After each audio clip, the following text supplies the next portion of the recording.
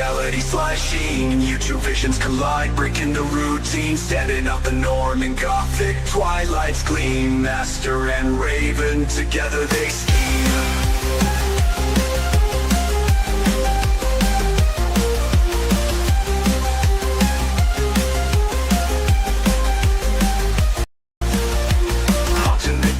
Digital phantoms rise, therapy sessions posted, drawn and prying eyes. Raven writes in twilight beneath stormy skies, reality twisted, blurred like a disguise.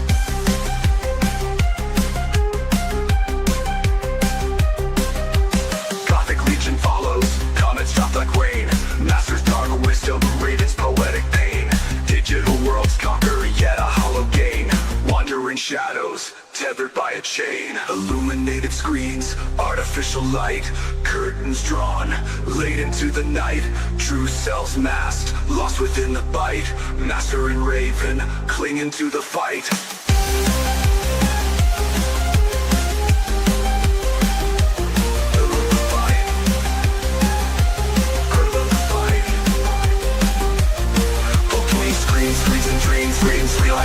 YouTube visions collide, breaking the routine, standing up the norm in Gothic Twilight's pact, finding the lost, bringing sanity back. Between screens of dreams, reality slashing. YouTube visions collide, breaking the routine, standing out the norm in Gothic Twilight's gleam. Master and Raven, together they scheme.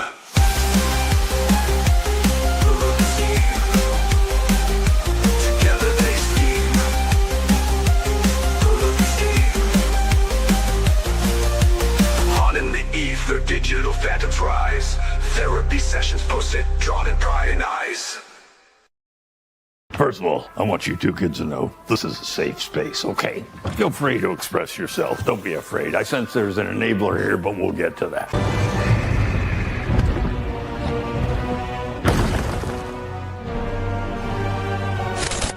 Bowser, I feel like he has to be on my list. Because he is He's Bowser. bondage daddy sexy. Bondage daddy, but also like Good literal father. daddy. Yeah. You heard her. I'm not repeating that. And now it's time for Everybody Loves Hypnotoad. I hope you guys realize that your like little gay chair relationship thing has now bled over into other streams that I not only watch, but my own stream as well.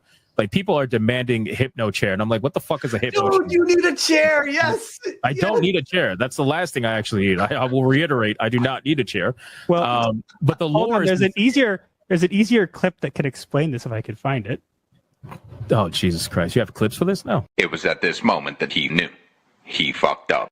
This is what I did. Tears in the sky, shine so high, and here to size of the ceiling.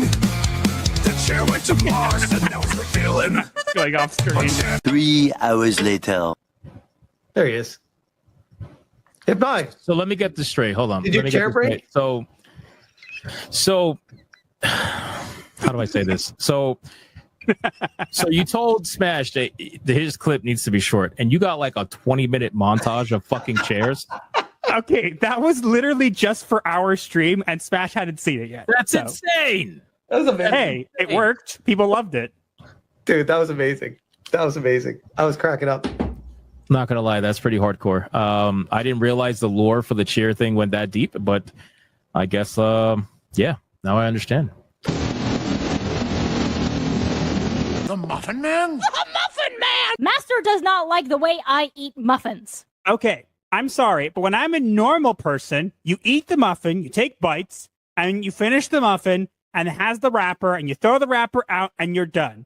My wife eats it like in tiny little bites, and then bites the wrapper, and like bites pieces off of like on the wrapper.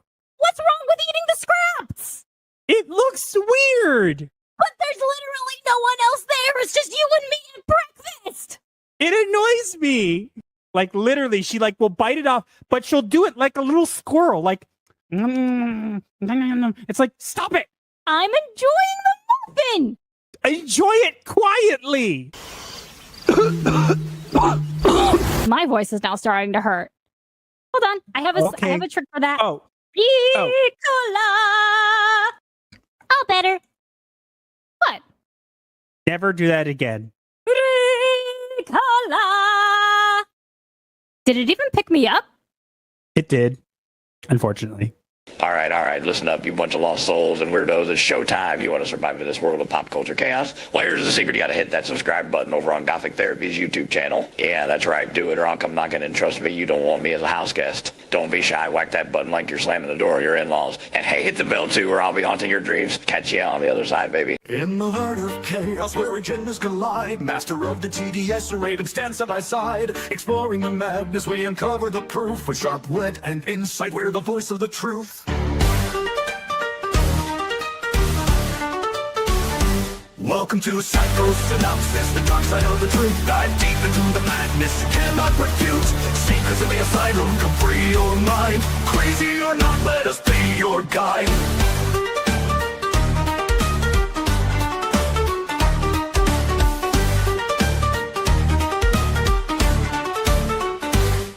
Diving into the shadows where secrets reside. We'll tear down the facade of culture's villains can't hide. Wild theories and whispers in the dark. Join us on this journey, reignite the spark.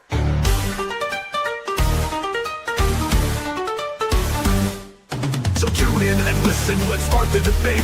With Master Light and your Raven, your salvation awaits.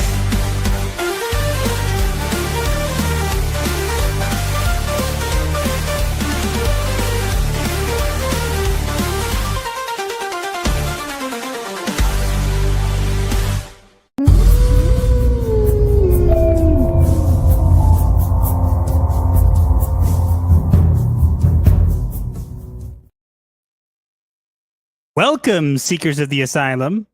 For those searching for salvation. Or embracing the insane. You have come to the right place. Hello. Am I doing okay, audio and visually? I think so. What does everyone else think? Because once again because I am not the most reliable person to ask. Once again, as soon as we go live, for some reason it's like, oh, it's unstable. Literally, it's fine for the rest of the time. Testing, everything perfectly fine, and then it's just like, oh, you're going live? I think I'll just give you a bad signal. Our internet hates us. So, honey, I don't know if you noticed what happened while we were doing the intro. I don't believe I did. Please enlighten we me. hit tier 1 already. I see it now. Holy I knew you were going to do that. Okay, we'll get to that in just a minute. You never take advantage of the blink button. So I have to. No, I don't. Am I supposed to? It's fun. Sure. Come on, Okay. just do it once. No, we got stuff to do. Meow. Okay. So we got a couple stuff to jump into first, and we'll get to that. Okay. So first off, we have some news. First off, there has been some forward movement on our updating our avatars, and it looks like we're gonna have half body movement, ability to move a little bit, whatever. Don't know the particulars yet, but we're moving forward. Yeah, waist up movement. Waist up movement. So we'll be able to move and react a little bit more, maybe even have kind of a little bit more expressive features and stuff like that. So that will be something cool. We'll let you know more about that as things move forward. So some news people here aren't going to like necessarily. We will not be streaming next week. Next week is Tisha B'Av, the fast of Av, commemorating the destruction of the Second Holy Temple that is like Yom Kippur and starts the night before. We will be in no mind or health to stream. Yeah, so because it's starting the night before, we won't be able to do that. However, that does not mean we're not going to stream. We're hoping, and again, the Proctophile's more involved with this than us, and we'll let you know. We know you're in the chat. We'll let you know after the stream. But we're planning, hopefully, tentatively, to try and see if we can schedule our 15K subscriber celebration that's long overdue for the week that we won't be streaming. So to kind of make up for it. So that is something we're planning. So that was my idea. it's tentative right now. Again, we don't have it confirmed yet, but we'll let you guys know as we move forward with that as well. Honey, would you like to let people know what our goal is for today? Sure. If we hit 30 super chats, regardless of how much they are, Master and I will watch a movie of your choice and then make a reaction/review to it. And depending on what we have time for, we might post about it, or we might make like a reaction, like maybe we'll review it or whatever if we have the time, provided we have the time. There are stuff going on, so we'll figure it out. So I think that's pretty fair. But yeah, before we even get into saying hello to everybody, so here's what should we do, honey? Should we say hello and then do the tier 1 clip, or do it first, or what do we do? let's do what we always do. Start with the regular chat, then go into super chats, and then do the tier clip. So save the 100 super chat for last. All right. And I think otherwise that's pretty much it. Right? I believe so. All right. So you want to get the timer started? Yes. I'm also still sharing things in the Discord, so give me just 1 second. And 10 minutes. And 10 minutes in 3, 2, 1. Begin. Drevlock says hello. Anyone here? Yes, cafeteria chocolate is all mine. He was here very early. It's mine. You can't have it. Melkor says, honestly, I'm not going to see Fantastic Four movie on principles that I'm done with Marvel movies, and I'm sick of seeing Pedro and everything. They should have picked someone else for Reed. I can't. I agree on that. I agree on that so much.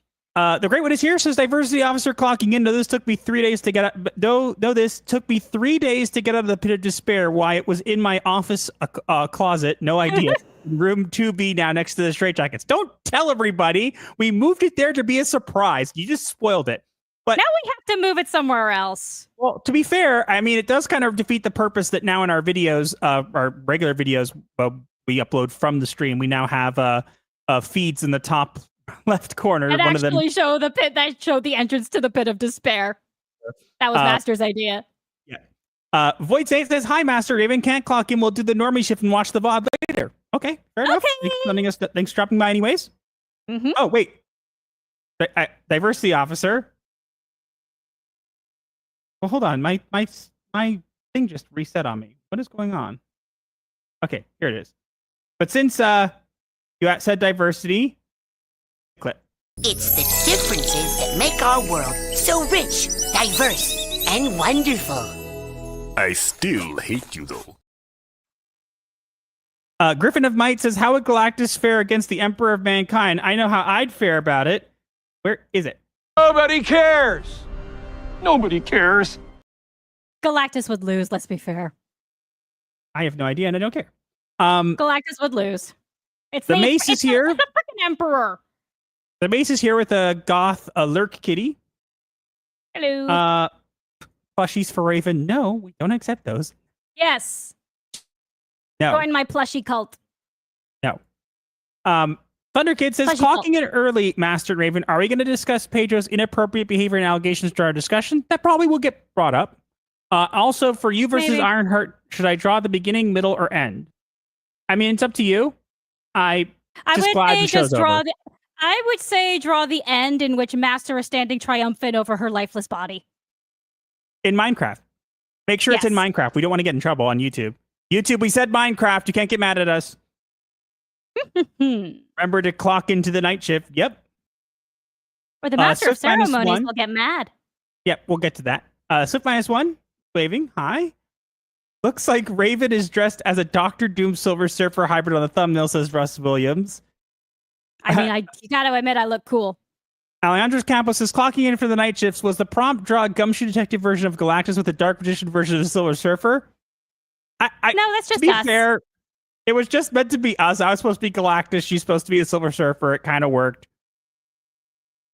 Matt Stanford is clocked in, ready for my meds. We don't deliver those here. That costs extra.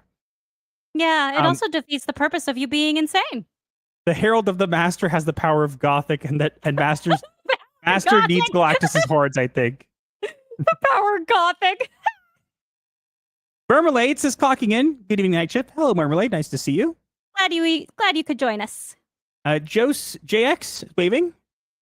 Blind Journeyman says clocking in early. Asian Swordmaster says clocking in master should have dressed like the Aztec Batman for the thumbnail. We usually do our main topic, but that's not a terrible idea. Filing away for later. Barry Stroud says punching my card. Howdy. God. Rosie says, don't you mean you avoid it like the Joker's laughing gas? Avoid what? The Batman, I think. I don't know. The Proctor File says, good evening, folks. Hope everyone's doing well. We are. Hello, all. Says James. Trying to get through everybody. JPS says, good evening, clocking in. Hello. Stormrain's clocking in. Your local got Blocktuber Lime says, hi, all peeps. Hello. Smiling Bandito, I saw you're in the chat already, but this since it's popped up for Twitter, I'll say hi to you here. But I saw you're in the chat already. So hi. Final Fantasy fan says hello there. Reaper Knight says this music is awesome. Thank you. Foot Potter Decker Miller says hello. Hello. Yeah, there's Smiling Bandito. Deku Leader says Hypnotic joined us. He won't. One of us. One of us. Free M5000 says Kid needs to get herself a human male. I think she's married. I don't know. Is she? I wouldn't know. I don't believe it. WRF with a shocked face. Skyfire clocking in. Hello. Colin, a Warm Broad says Hypnotic equals Siege Perilous chairs. Is that a Warhammer reference? I don't know. Maybe Warhammer Fantasy. I don't really know. I don't really know much about Warhammer Fantasy. Not nearly as much as I know about 40K. I'll give you a pass for now. Ricola, yes. Ashes says, good evening, friends. Hope you all have been well and gotten to fulfill your life streams, your aspirations. Remember to be safe, be kind, and know that your existence is valued. Well, thank you. Aw. Same to you. Jose Taco says, hail, chat, and gang. I have to say, I really love your profile. It suits you so well. That's smiling taco. Youngblood Ray says clocked in for the night shift. Pierluigi Caputo says Bono Sierra from Italy. I probably Oh, I know who you are. Hi. I probably mispronounced your name and what you said there, but I know who. Wait on Speak Italian. No, he's from Zypher. Is a Italian YouTuber who's been covering a lot of the stuff that CPB Inc. we reported on in Italian because we can't do that. And I know he, Paraluigi helps him out, I think, as a mod or something. I if I don't remember exactly, I apologize. I'm lucky I remember my head. Diz the Jizz is clocking in late and saying nobody cares about Warhammer. Yes, I agree. Deco Leader's Pot of Greed. Soon. Questions? Yep, that's exactly what we're going to do. The Rogue Attractions is just being honest. Fantastic Four is still better than Superman. Well, to be fair, we haven't seen Superman. And again, we didn't think that Fantastic Four was terrible. It just wasn't anything special, in our opinion. Yeah. And we'll get to that. Which we will go into later. Merritt says postpone it. I wish we could postpone the fast. So I feel like TS's eyebrows should be heavily animated. We'll see what we're able to do. Again, it's a step at a time. Maybe they'll be able to do that. Maybe they won't. If they can't do the eyebrows, we'll leave those alone. Maybe we'll do them like later on. It's just kind of getting a basis, you know? Basic. Yeah. For now, it's just the minimum. For the Fish Shows with Corner says hi, everybody. Hello. Also, Sola says hail to the night shift. This is what happened when you, the master, did not pray to the machine spirit. Nobody cares. Nobody cares. Praise the Omnissiah. I have no idea what that is, and I'm going to pretend I didn't hear it. Daniel Ruth says, good evening from Iowa. Regarding the poll, I had a colonoscopy on Friday. It was still more enjoyable than watching more Marvel slop. Too much information, sir.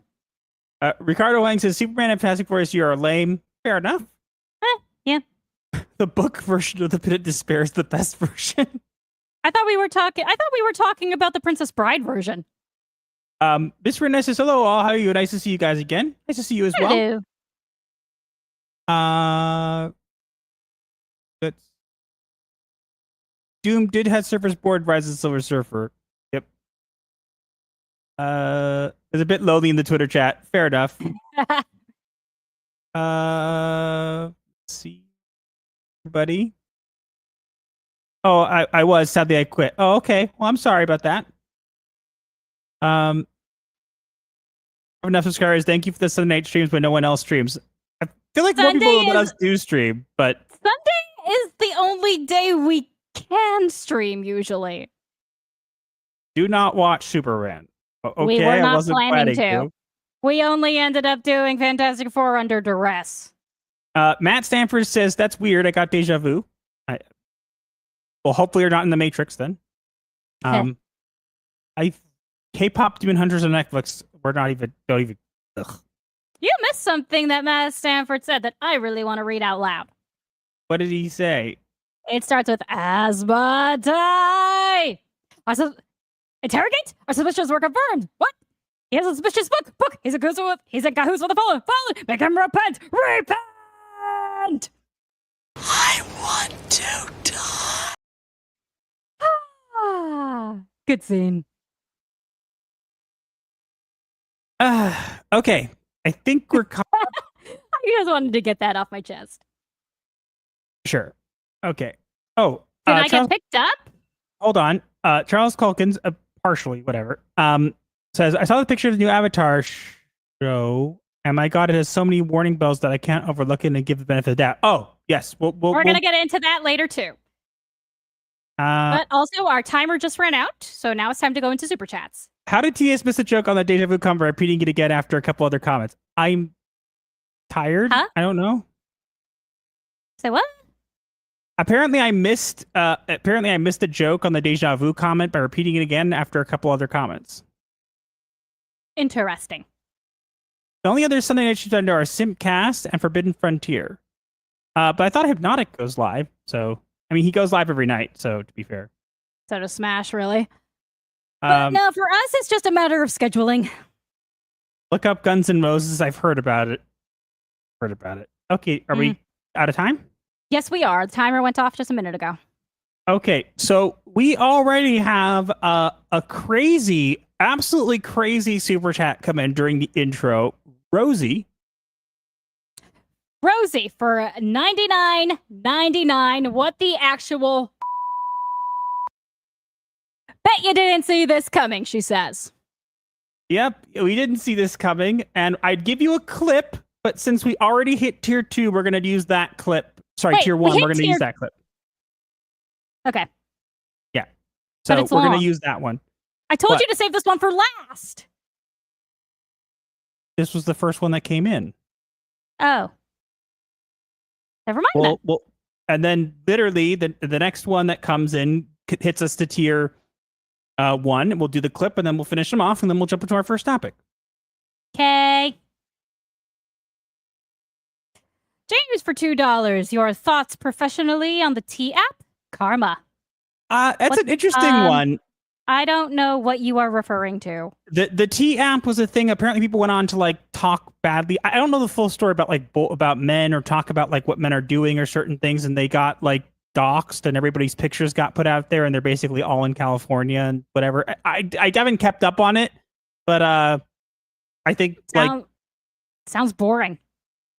I like if you have to go on an app to gossip about like guys and what they're doing and like background check people, and then they wonder why are they not getting dates. That might be a reason. Just throwing it out there. I'm not saying that you shouldn't background check people you're going to date, but like, come on. Either way, they are definitely not going to be doing as much background checking as a mother looking up a shidduch resume. Yeah, we won't go into that. But thank you. We hit tier 1 with that, so we will run our tier 1 clip. We will come back with new hats, and then we'll move on. Okay? To more super chats. We have more super chats. Yes, we'll get to it, but we hit tier 1. Okay, just making sure. Play the clip. Previously on Yu-Gi-Oh! I summon Pot of Greed to draw 3 additional cards from my deck! That's not what it does. Roll my dice! That is what it does. Pot of Greed! Draw 3. I summon Pot of Greed to draw 3 additional cards from my deck! And I summon Pot of Greed to draw 3 additional cards from my deck! Then I play Magic Force! which allows me to play Pot of Greed once again to draw 3 additional cards from my deck. You know, he's right. And I attack and I win, right? No! You don't have any... Well, you don't have any monsters, and my he's monsters supposed to be here. What? Oh, you got the Celtic Guardian. My turn! I summon Dark Magician! I also summon Jack's Knight! What? How? You can't summon a bunch of cards on one turn. It's against the rules. You never saw this coming! I summoned Pot of Greed to draw 3 additional cards from my deck! That's not what it does! It doesn't do that. That is what it does. It doesn't. That's what it do, Yugi! That does what it do! It does what it do. That does what it do, guys. That does what it do. Okay, let's get to the other super chats, and then we can jump into our first topic. Yes. My God, already hit tier 1. You guys are absolutely insane. Skyfire for 10. It's Sunday, my dudes. Time for some therapy. The Mace for 5. I am embracing the manic insanity of the warmth of my straitjacket. I feel so at home. Laugh. We also that marriage guy became a member at the disturbed level. Disturbed that yeah. So I just was to get that. So Merit 66 has become a disturbed member of our asylum. Okay, here's for the well, you have to not the sub gift, you have the disturbed clip. Where is that? Here we are. Oh, don't listen to them, sweetie. It simply means that you're deeply disturbed. Thank you very much. Kamchi for $1.99. Safety Online Act, invade US, warn everyone and help us. I've heard about that. It's not an ideal situation, but it is what it is. We need a better apocalypse. You both need more time with your alternate costumes. Okay, well, there you go. How are we going to do it on our new avatars, I wonder? We'll figure that out. Yeah, fair. If worst comes to worst, I guess we'll figure out a way to remove the hat. I have no idea. We might not be able to do it when it comes to that. We'll figure it out. Fair enough. Once we get a base down for like what we're doing and we see what we're able to do, then we can figure out what we do from there. We can change backgrounds. We can do whatever we need to do if we need to change stuff. Like I can already change backgrounds and make myself in Smash's pool, but I only do that for when I'm on with him to annoy him. Yeah, and it's funny. It's fun when you do that. No, seriously. Look, I'm in Smash JT's pool. Don't tell him. He's literally right behind you. Shh. He doesn't see me. I'm in Smash's pool. And suddenly I'm not. Ooh, spooky. All right. I think we're good on that end. So we're going to get into our first topic. We got a bunch of stuff. I'm letting you guys know a warning. Okay? Mm-hmm. Our media therapy and game therapy today are a bit interesting. So, they are mind-numbing. Yeah, and a name you probably thought you'd never hear again is going to be mentioned in our game therapy. So basically, brace yourselves because you will need therapy after those. The return of the sweet baby. Yes. Unfortunately. Spoilers! Hey, I could tell him a spoiler and not explain what it is. Oh, fair enough. Okay. See you as well. All right. Are we ready to go? For a great one, it says we will need therapy for our therapy. Yep. That's a name I haven't heard in a long time. But yes, it's not going to be a long thing, but it's 7 minutes, so it's... All right, ready? Yes, let's begin.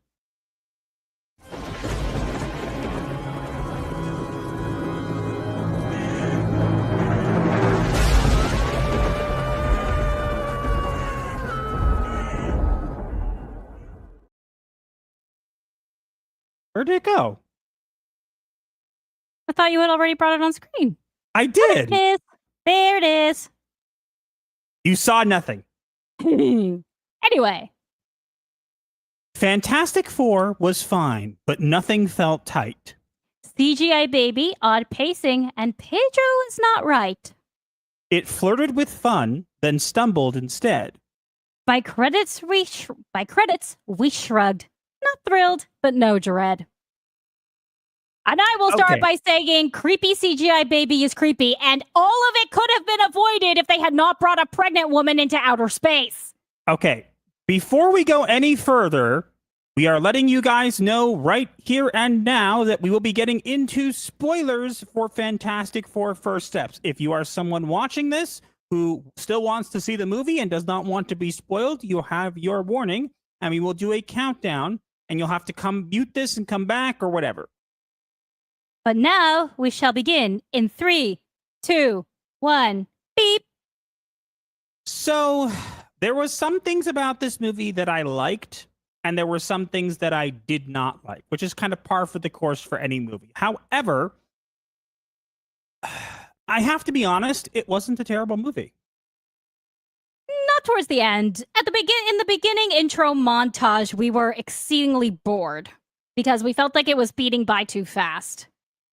Put it this way. I felt like this was a sequel to a movie that we never got to see. Yes. And again, I know the point was to ditch the origin or whatever. I kind of would have preferred an origin movie, if I'm being honest. Yeah. Make it a 2-hour movie, have the first 30 minutes dedicated to the origin story, and boom! You can have the rest without needing the news anchor montage. Maybe, but so there's a montage of some of their achievements, and they kind of launch you straight in. And in the beginning, it's very fast-paced, and then kind of afterwards, kind of slows down, and it's better. I'm going to go out here and say this, okay? Point blank, I'm going to make this very, very clear. Pedro Pascal is not Reed Richards. He was a huge miscasting, in my opinion. And I agree. I still think that Ian Grufford, if that's his name, the one from 2005, is the best Mr. Fantastic casting ever, and you will not change my mind. I don't disagree with you. And honestly, I will say this. They did a great job with how Galactus looked. Not necessarily with how he acted, but how he looked. So yes, so the movie, as we said, opens up with a monologue with like a thing where it's like, oh, we're pregnant now, whatever. Goes into this whole like montage of some of their achievements, and then launches into the show. They get a message from space, whatever. Long story short, the female Silver Surfer comes down and says, "Your planet is marked for death. I herald his coming and your end. I herald Galactus." Then No. away. She says, and I herald, and then pauses to make sure everybody in the theater who's paying attention would stop. It's the pause for effect thing. Exactly, but nobody in you're in this universe. Nobody there would actually know who Galactus was. So it's like, I herald Galactus. It's like, and nobody oh, she said the thing. Oh, and not to mention the fact that next Johnny is chasing her into outer space, and somehow he makes it to the very edge of the Earth's atmosphere, loses his fire, and somehow doesn't suffocate. Regardless, they find out that, you know what they got to do? This is bad. We have to go. We can't track her down, but we can track down where she's been. And we can determine all these planets that she's been to when they were destroyed. And so we need to find her. We're going to go back into space, and we're going to find Galactus. We're going to find Galactus. And for some reason, we are going to be bringing a very heavily pregnant Sue Storm with us into outer space for a month or two long space mission. But here's the thing. The part of this that bothers me is you're absolutely right. They had no reason to bring her. But the biggest thing that bothers me is there was a way they could have made that work. They could have had her stow away or do something, but they didn't do that. They didn't even have them address it at all. They just said, first pregnant woman to ever go into outer space. That is an actual thing. Pedro. You would think that Reed Richards, supposedly the smartest man in the world, would be smart enough to know that he should not be bringing his heavily pregnant wife into outer space.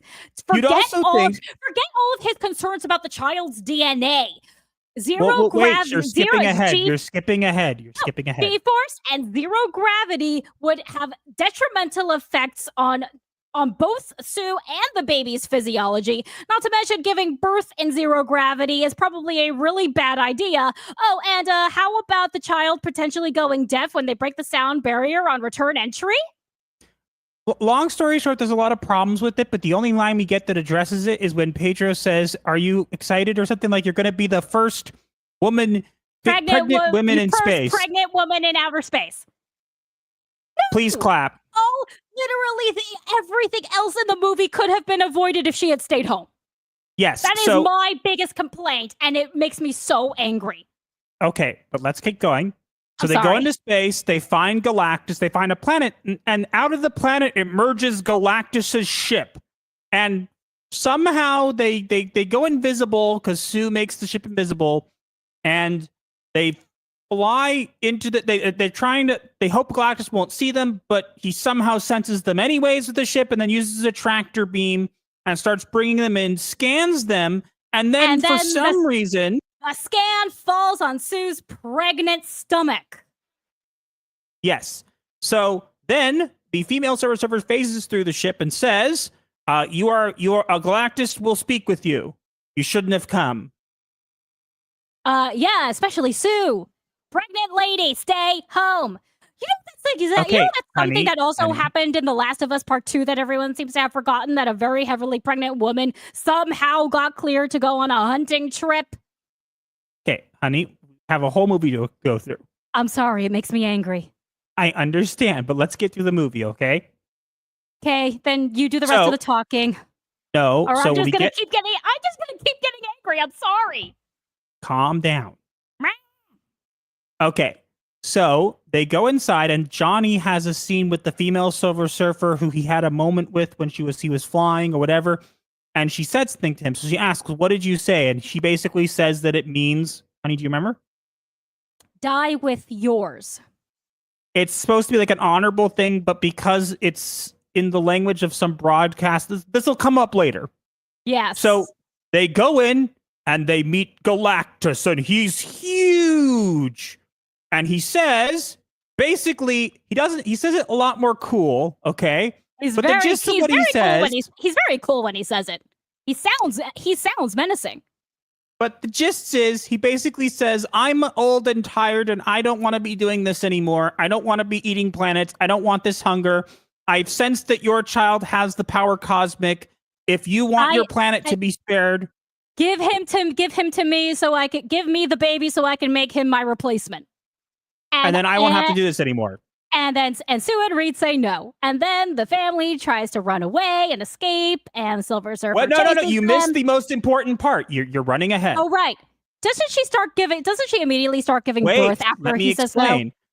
So literally they say no, and Galactus stares at Sue.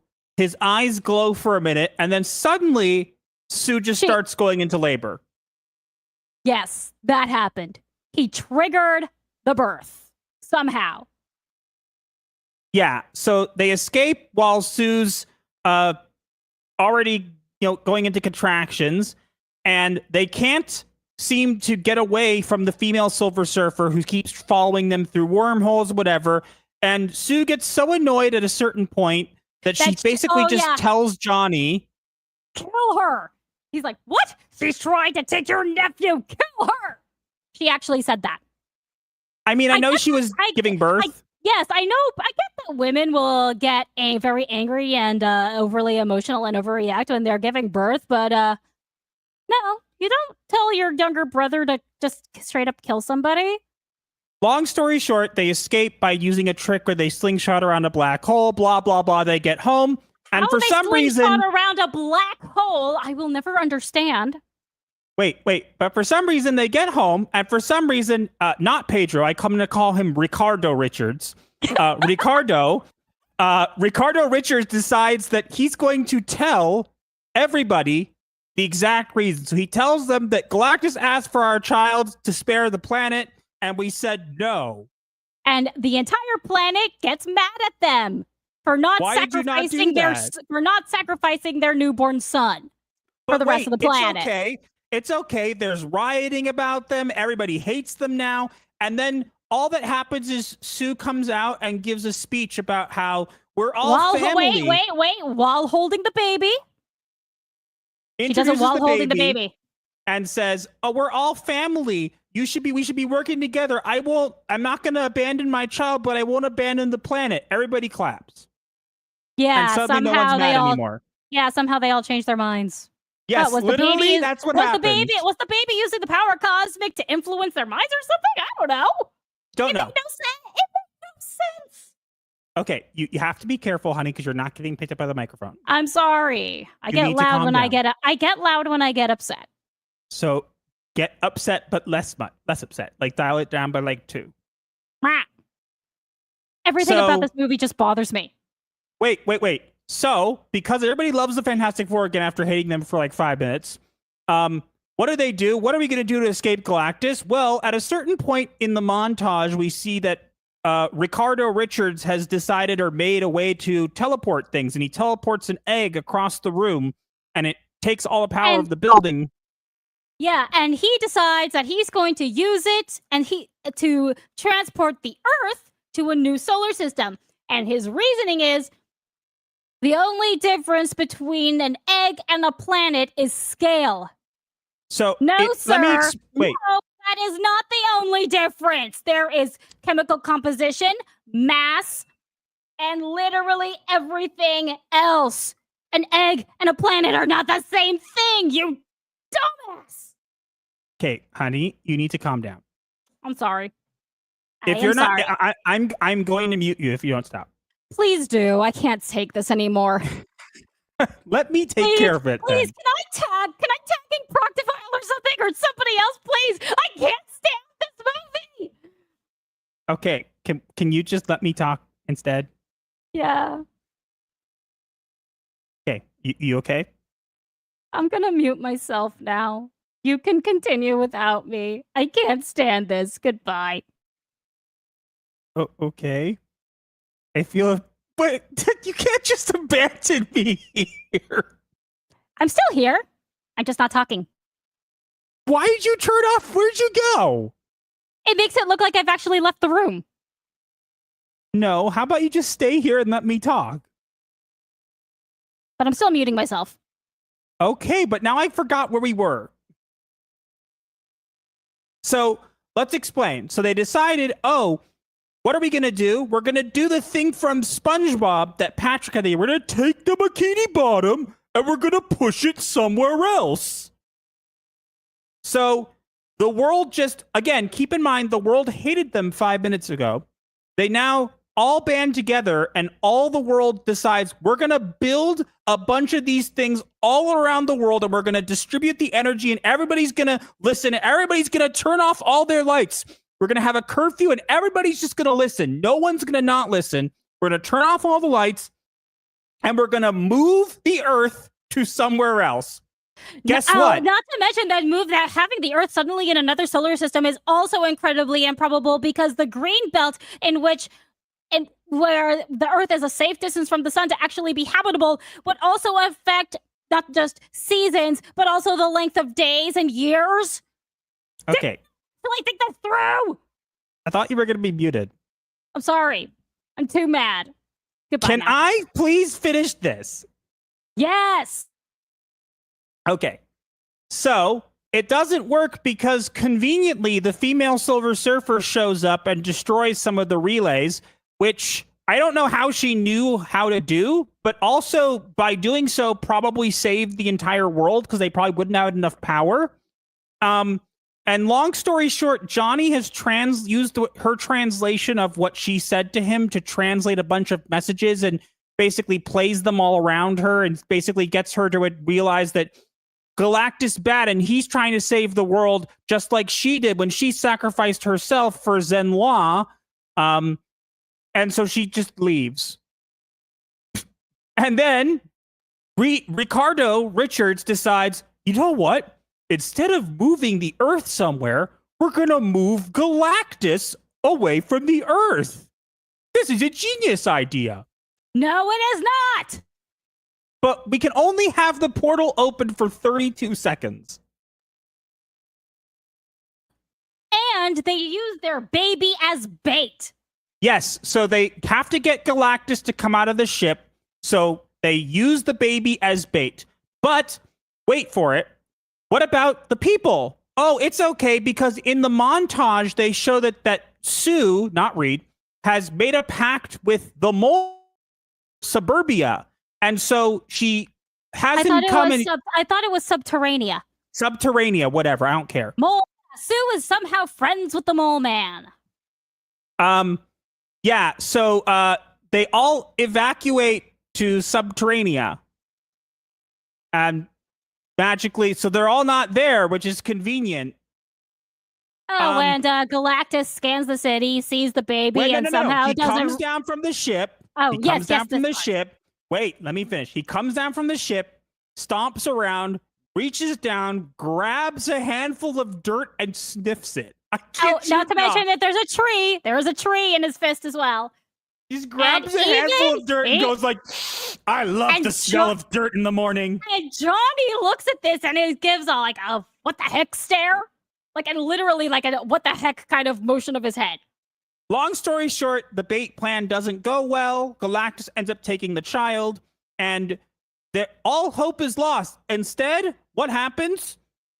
Sue gets mad and somehow drags Galactus, the giant Galactus, with her powers, and just drags him Ricardo Richards comes in and grabs the baby. After he gets stretched by Galactus at some point too. That image that you see there, that's Galactus stretching him to the point where he's in pain and his suit starts to tear.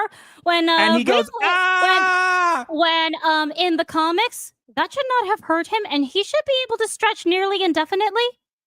The 2005 movie got that right. I will say that was my favorite part. because we got to hear Pedro stretched. Because we got to hear Pedro screaming in fake and poorly acted pain. Regardless, so Pedro gets the baby. Sue goes super sane and pulls Galactus into the portal. But wait, Galactus is somehow able to claw his way out, and he's coming out. And Johnny looks at his watch and sees there's 10 seconds and goes, tell Franklin Uncle Johnny loves him. And starts to fly to the portal. But wait, out of nowhere, the female Silver Surfer flies in, knocks Johnny away, and pushes Galactus into the portal, and it closes, and they save the day. For some reason. But wait, now everybody's happy. How did Galactus not think that the baby being alone in the middle of a freaking city street was not suspicious? Oh, he knew. I just don't think he cared. But regardless, he's now teleported away, right? But wait, the best part, by going super sane, Sue has killed herself. Sue extended herself too much and died. But wait, it's time for Super Baby. Starts seeing her dead and cries. And literally uses the power, and literally unconsciously uses the power cosmic to bring her back to life. And just resurrects her from the dead. Just like that. Yes. And then the movie ends with everything going back to normal. Then we get an end credit scene. Oh, wait, you forgot to talk about how they have the final scene of before the credits. The final scene of the movie is Ricardo Thing and Human Torch doing a stupid joke about installing a car seat. Yeah, that was stupid. And that should have been installed already. And I forgot, the Thing gets a beard at some point. People want him to say the clobbering time, and he eventually says it, and that's his entire arc of the movie. Yeah. That's literally it. Yeah. But then we get an end credit scene. One of them is a cartoon where the Thing says, it's clobbering time for some reason. It's the movie's in-universe cartoon of themselves. Yes, but wait, you think, okay, what are they going to do? It cuts to 4 years later. Sue is reading a book to Franklin. It is The Hungry Caterpillar, which is a funny reference back to Galactus being hungry and wanting him. But then she leaves the room for a minute, but gets a weird feeling and comes back, and you see a green cloaked man holding a Dr. Doom mask, looking at Franklin, holding out his hand to Franklin, and Franklin's like reaching for his face. And it has been made known that that is Robert Downey Jr. as Dr. Doom. You don't get to see his face. But it's and then the movie ends. Yep, that's it. That's the movie. That's pretty much the movie. You're welcome. Please scream and torment with me. Okay, but long story short, there were some parts of the movie that we obviously missed touching on, like Ben's girlfriend who gets 2 scenes. And look, and it's not the sculptor. He does not have the blind sculptor girlfriend. But let me explain. The thing that really bothers me about this is, first off, Pedro was not the good casting. But if you ask me what I'd give this movie, I'd actually change my review. I'm not going to give it 5 out of 10. I'm going to give it 4.5 out of 10. And I'll tell you why. There were actually some decent things in here. It looked cheap for the most part. The aesthetic was great. Ben and Johnny were great. They were decent. I think Ben should have had the gravelly voice, but that's just my opinion. Mm-hmm. This is a movie I wish we got after a first movie, because the problem is they rushed to the beginning part because they don't want to do an origin movie, but I think they should have done an origin movie. Yeah. Normies aren't going to know what the heck is going on. But look, the point is, there were a lot of things they did right. The problem is the major plot holes, the casting issues, and some of the pacing was not that great. So overall, if you're asking me, did I enjoy the movie? Not really. Did I hate the movie? No. Was it an okay movie? Yes. Is it the best thing that Marvel's put out in quite some time? Yes, but that's a low bar. Quite low. But yeah, that's it. I would give it 4.5 out of 10.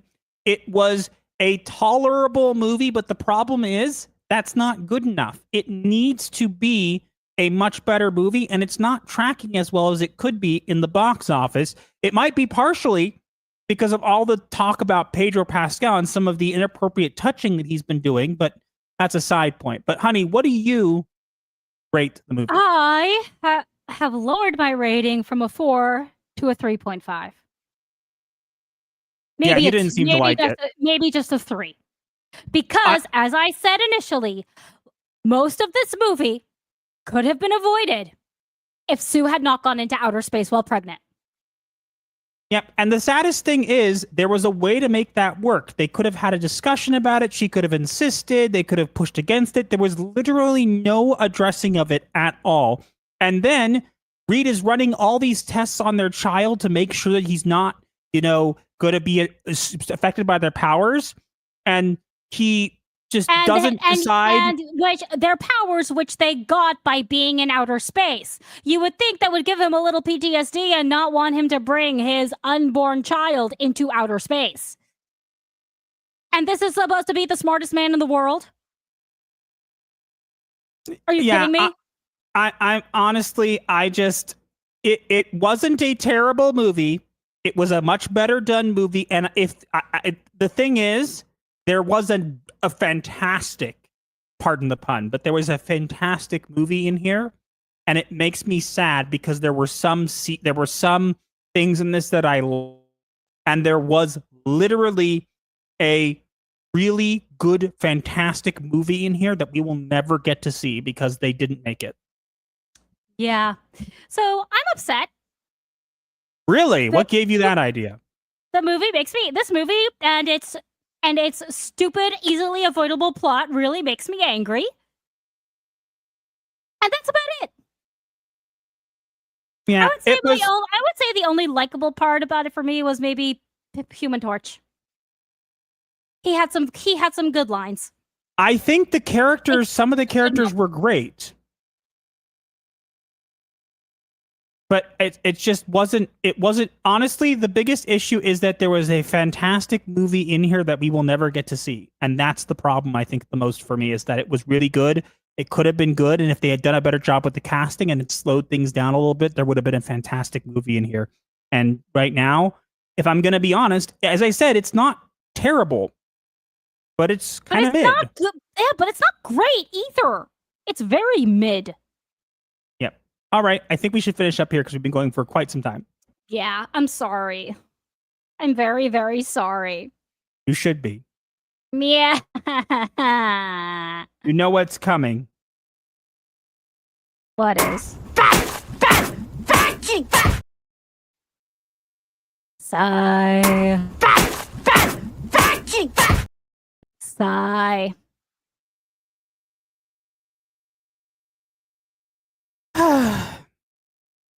Let's go over the chat because I saw a lot of people agreeing with me and saying, uh-oh, Raven broke and things like that. Yeah, people are saying it's mid. Some people are giving it higher ratings, and that's fair. That's fair. What is this movie? That's what I want to know.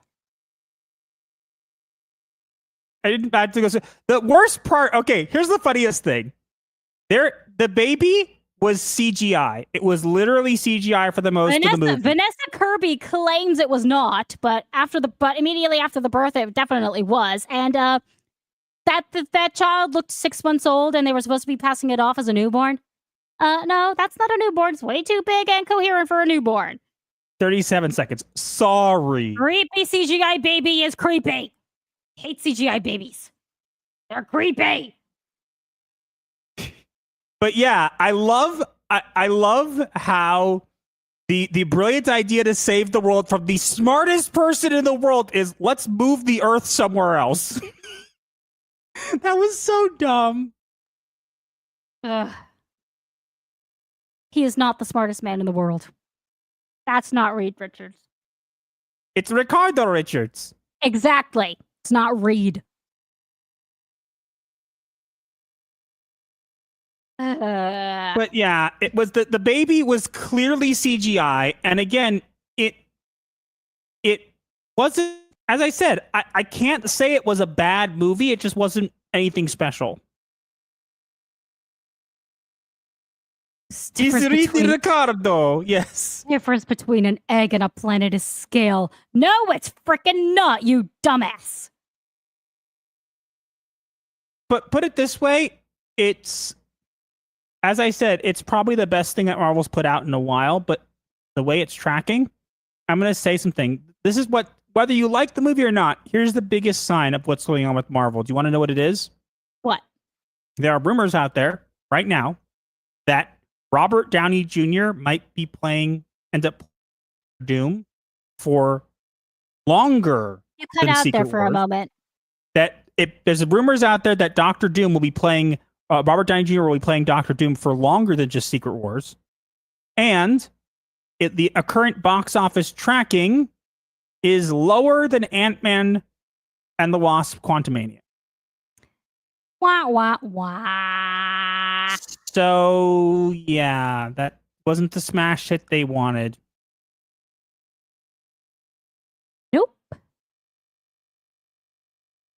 I will say... I want my money back. I'm going to tell you, though, the thing that I think is the funniest is that literally Reed Richards, the person who's like doing all these tests to make sure the child is going to be good, right? And then just goes, oh, bring pregnant wife to space? This is fine. Honey, you're going to be the first pregnant woman in space. It's like, are you okay? Did you get hit on the head? Pregnant women do not go into outer space for a reason. When your wife is heavily pregnant, what looked definitely third trimester, you leave them at home. You strap them to a chair if you have to.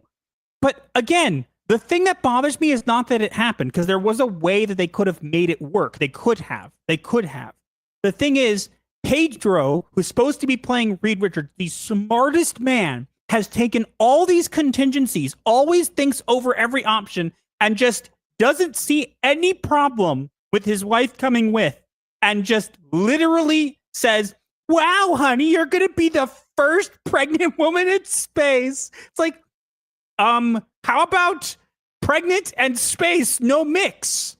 You are literally doing scans on your son to make sure that your guy's exposure to the cosmic storm in space hasn't affected your child. And you're like, wow, my pregnant wife is taking our son into space after that. What?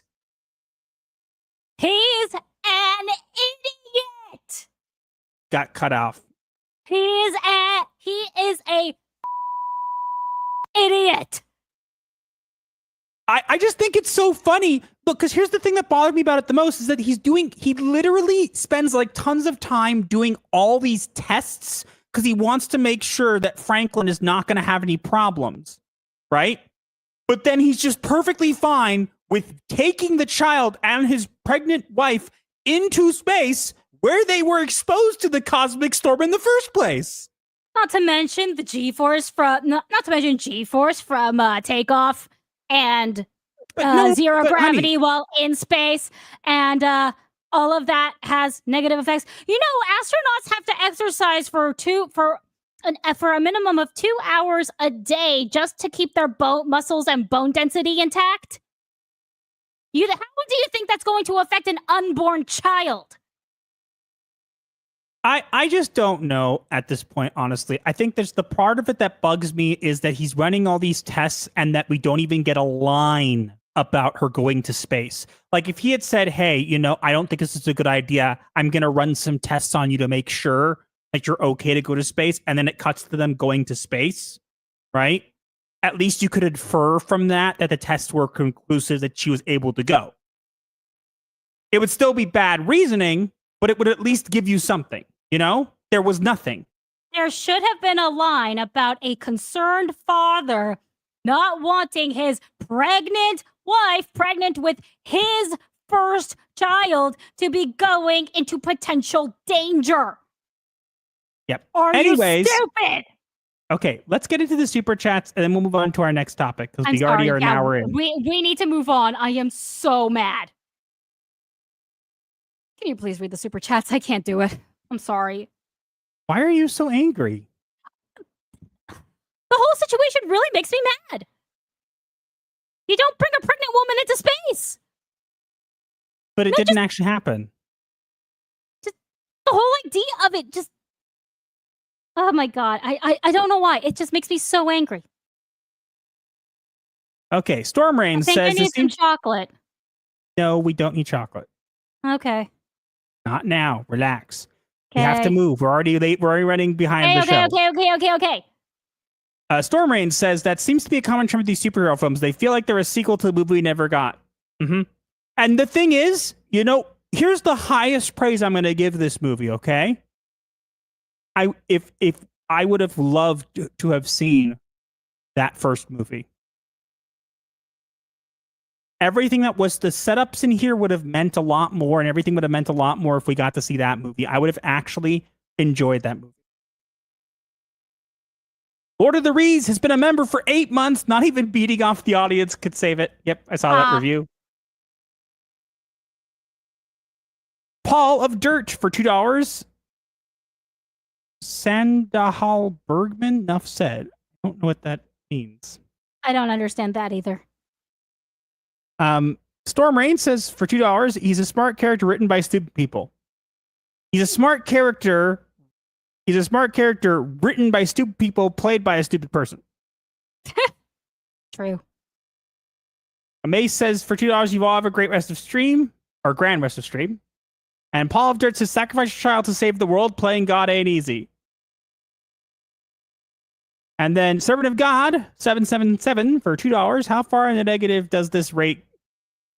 It's for me, it's a 4.5 out of 10. It is not a terrible movie. I cannot give it a bad review in a sense of a 4.5 for a Marvel movie these days is pretty decent for me. It's a decent movie. Like it is probably the lowest rating I could give it without it falling from decent to something else. But it wasn't terrible. There was a lot of things in the movie that but unfortunately, there just wasn't enough to sell me the movie. If I liked certain scenes and certain characters, that's great, but that's not enough to make me like the movie. The setup and everything that was there was great. I wish the montage that we had gotten in the beginning was the movie we got, because it looked so much better than what we got here. Yeah, it didn't have a pregnant woman going to outer space. Yeah. All right. I think we got through everything. Up. I think I'm coming up now. Says for $5, says my only issue with the movie was that they didn't do anything cool with their powers and there wasn't enough character backstory or development. Yes, exactly. That's the problem for me too, is that this movie would have been a decent sequel to a movie. The problem is the movie didn't give us that. So there was little character development, not enough cool things. Imagine this. Imagine, and this is going to sound crazy. Imagine this was a sequel to the 2005 original movie.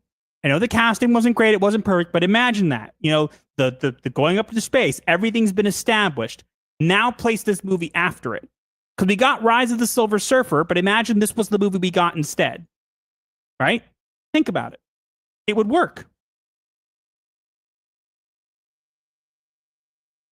You know, it would have worked. It would have been decent. It would have been if they had set up all that stuff first. You cut out there again. That's what I was saying. Where did I cut out? In your previous sentence. How it would have been a better movie, I think. It would have been a better movie if it had that stuff set up from the beginning. We had the original, the whole origin and everything. It would have been much better.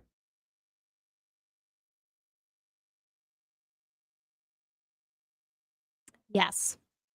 Did I cut out for that too? No, that one you were fine. Vowels, no vowels for $5. Just curious what Raven thinks about a pregnant woman going into space. Do you have a getting angry kind of clip, or just have grim? That's it. I've had it.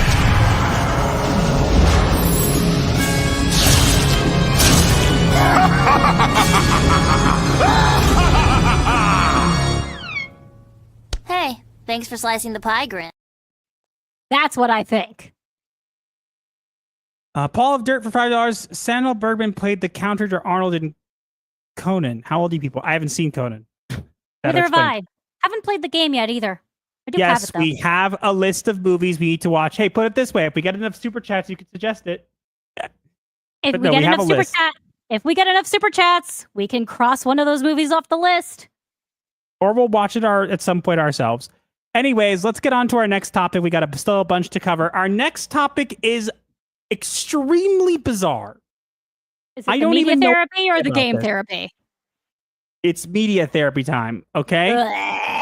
This is probably some of the weirdest thing I have. I'm going to say this. I miss how old YouTube used to be, because these days YouTube has changed so much, but also there are people who have gotten popular, and you know what? Good for them. But maybe don't make animated shows. I don't think we need it. Yeah, prepare to lose their minds. Maybe you could get mad at something else instead of Pregnant Sue. Ready? Yes.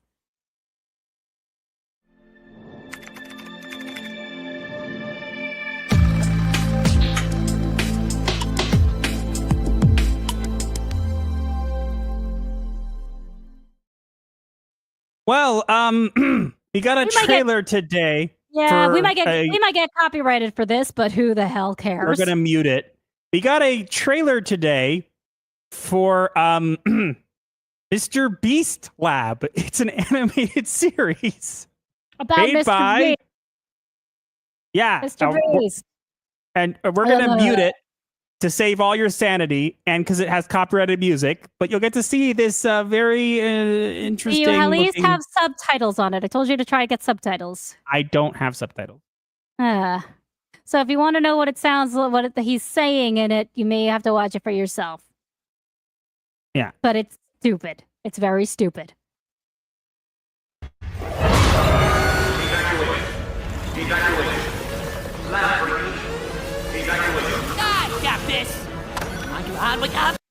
I'm going to pause it periodically so you won't get copyright claimed. Okay. Jimmy! Where are you? Welcome to Miss. I don't even know what to say. Mr. Beast Lab. Now I'm muting because there's music. Yeah. I forget what the name of that band is. Then again, I don't really care. Yeah, 100 basically, floors of this lab that are full of stuff, and he's fighting the shadow monsters that want to take over the world. And there's a banana for some reason. and also his avatar is now alive. I don't even know what I'm watching right now. Stupidity. Oh, wait, this. Yeah, he Yeah. eats a popcorn monster. I He- literally no, have no idea you- what this I is. think you missed the part where he shoves his hand into the monster's butt to pull out popcorn. Wait, what? You didn't notice that? Watch closely. Watch his hand. Ew! You didn't notice that? Ew! What is this? Insanity. Man-made horrors beyond our comprehension. I don't know what I'm watching. I want to turn it off. You should hear how cringe it is. Yeah. Why is there a banana robot? I have no idea. No freaking clue. And wait, the banana's gonna stick his hand up the butt too. And that's what Mr. Beast. Wait. I don't even know. Wait. Now unmute it.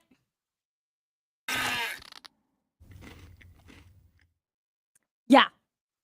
I'm surprised you didn't notice that that's what he was doing. And that's our media therapy. Go see it for yourselves if you want to know what the heck he's saying. If you really want to lose if you want to lose even more sanity and brain cells and life force.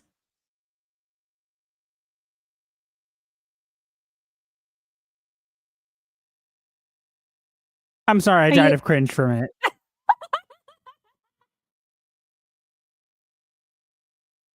I don't even know what that was.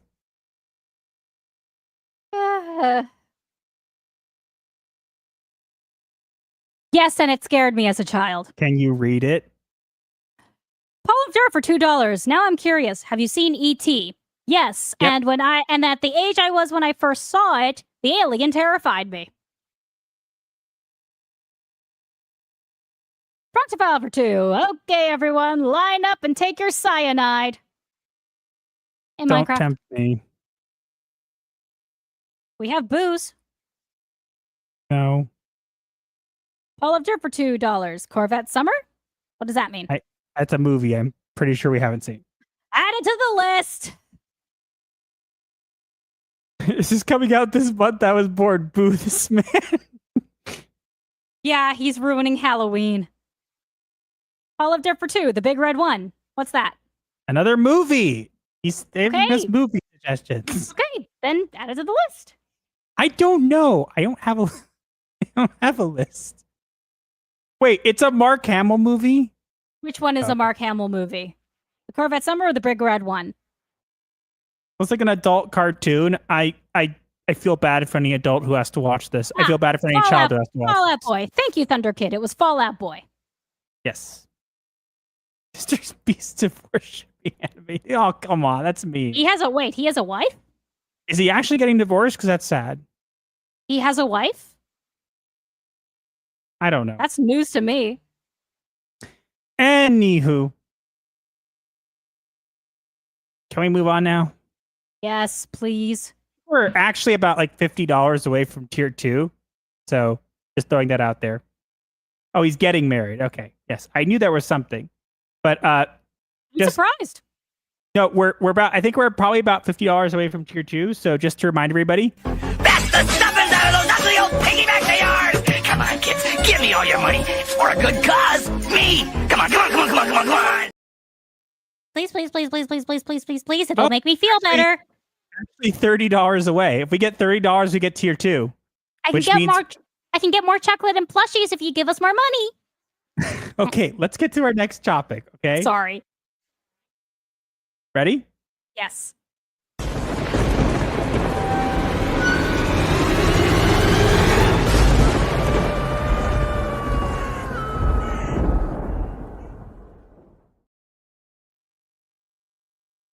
A new avatar rises. The world has gone dead and cold. Hopes run thin since the last story was told. Will Seven Havens live up to the hype? Or just fall like Korra, no promise in sight. You said it wrong. Or fall just like Korra, no promise in sight. I'm going to guess fall like Korra with absolutely no promise. I mean, just look at that promotional image. Yes, There's we're so much looking wrong at with it. wait. We're looking at the promotional image for a series that is coming out that is going to be set after Korra, at the Legend of Korra, which is the series that was set after Avatar: The Last Airbender. Yeah, follows the Avatar after Korra, and we previously reported on it when it was first announced how this is a world where the title of Avatar makes you a villain to both humans and spirits because the spirit and human worlds are now, connected. And so she's basically on the run and stuff like that, and somehow going to have a twin sister, and she's disabled. And now we find out she's an Earthbender with a peg leg. How does that work? A rock will easily break that thing. But here's the other thing that's interesting, honey. I don't know if you know what they've been saying what this is going to be like. No, I don't believe so. You familiar with Mad Max? I am familiar with it. It is It's another movie basically it is another movie we need to add to the list.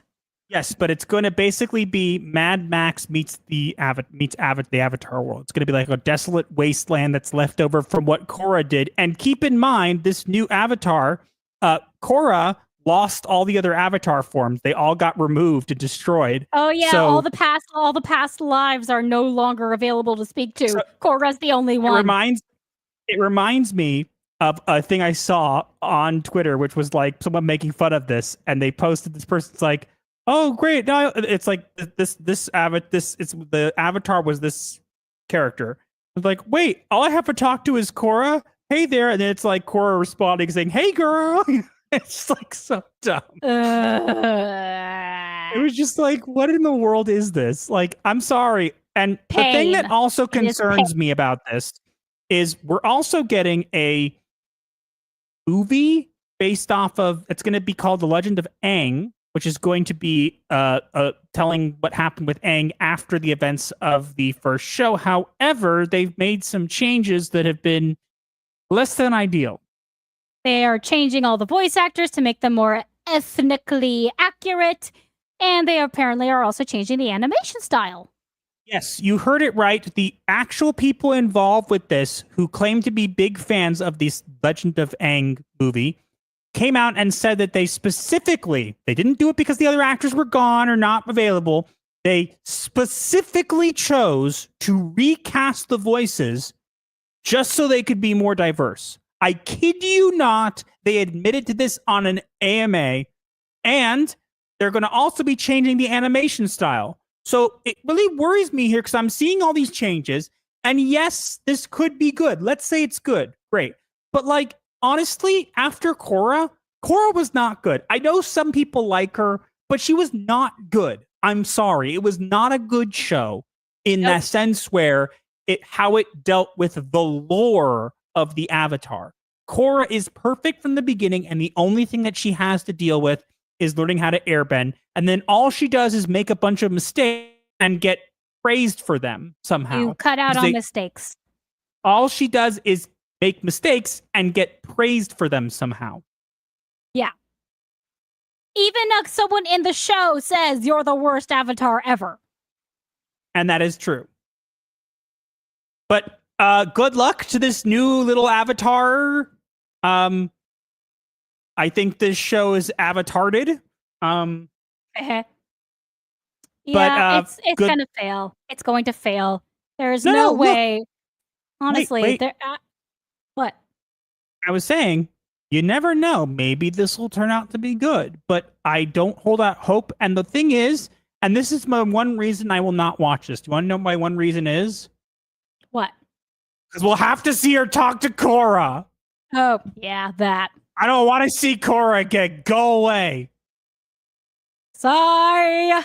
Unless there is one way, one way. One way they can do what? There's one way they can win me back. And that is what? This Avatar's entire story should be about reclaiming the lost lives, going into the spirit world now that's connected with the regular world, finding the Avatar spirits and reconnecting them. Oh, that would be redeeming. That would be a redeeming thing. In Korra and leaving her. Yeah, ditch Korra. Hell. No. What she should do is replace Korra with Uncle Iroh, because Uncle Iroh is somehow in the spirit world. Just chilling and having tea. But look, honestly, if they want to win me back, that's all they have to do. Reconnect the Avatar lives. They won't do it. We'll see if this is any good. It could be good. Let's see if it turns out to be good. But honestly, I don't have high hopes for this. And what I'm seeing, I don't see any difference. Okay. I'm looking at this, and what I want to see is, how are you going to honor the legacy of the original? How are you going to do a sequel of this? And what I destroyed by the Avatar that came before, and another Avatar who doesn't look anything like the Avatar, and literally has to carry the name as a curse because of what Korra did. But Korra's the best, don't you know? Sigh. I don't even know. I guess we'll wait and see what more comes out about this. But right now, don't have high hopes for it, like, at all. Yeah. Oh well. Just another thing to put on the slot pile. Well, look, if it turns out to be good, maybe we'll watch it. But for now, I don't see it. Same. It doesn't make me interested. It doesn't make me want to watch it. And quite frankly, if anything, looking at this just makes me think, great, we have Korra the second. Yeah. And I will go back to peg leg on an earthbender made of wood. Avasti, matey! I am an earthbender. It is stupid. Any kind of bending will easily break that thing. Or here's an idea. If you can earthbend, why not make the leg out of earth? Yeah, that would be smart, wouldn't it? But no. No, but think about it. Let's say this person, she's an earthbender and she's trained so hard to make up for the fact that she lost her leg or something, right? And she has to continually use her powers to keep her leg together. And because of, this sounds convoluted. I know it's a terrible idea, but imagine there was some way that she had to use her avatar powers to keep her leg functional. And then she also had to bend to other elements while doing it. And she can't do it. But it would be a good way to train yourself in discipline, which Korra never had. Yep, we'll see. But they're not going to do it. Just watch. She's just going to be able to somehow do everything. I don't know. We'll have to see. Yeah. That's a good place to stop. Yeah. Maybe it's a stone leg. I doubt it. Korra is their LGBT icon. Oh, don't even start. Avatar states she grows a new leg. You are the Avatar. Glows. Her leg just appears like she's the lizard. Ugh. Kind of like Cable and X-Men to constantly fight off the Nabots taking over his body. Great idea. They're not going to do it, though.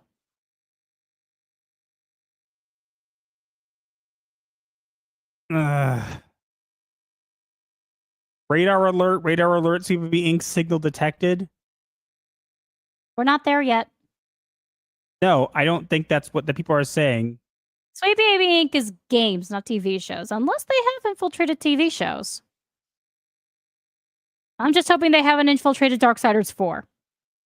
Why is one Earthbender dark skinned? And two, why is there a peg leg? You accidentally skipped Korra. You didn't miss anything. No. So Korra destroyed the world instead of saving it. Yep. Yes, since she was an utter failure as an avatar. Okay, let's get into the super chats. Yes. Paul of Derper 2, Empire Strikes Back. Yes, we're not that uncultured. Proctofile for 2. I wasn't planning to drink tonight, but now I am. Paul of Dirt for 2. Friday the 13th. No to all of them. And did you know that there is now a new one in the works? No, that's Freaky Friday. No, Friday the 13th. I don't know. There is going to be a new Friday that got announced. There is going to be a new Friday the 13th. How old are you? I'm turning 30 in December. And I'm already 31, so We are also Jewish. bouncing back and forth is not enough. I don't know what that means, but I think. Wait. Stop. Sorry. I think what they're saying is us talking back and forth. Whatever. We've done the show this way for 46 episodes. If this is something that you don't like, you're welcome to have your opinion. But we're going to continue the way we've done things up until this point. Mm-hmm. And also to give an explanation for anyone new here, we are Orthodox Jewish and we grew up in communities where it was not common to have TV. We were fortunate that our parents were a lot more chill with secular entertainment and actually allowed us to watch things and have a TV.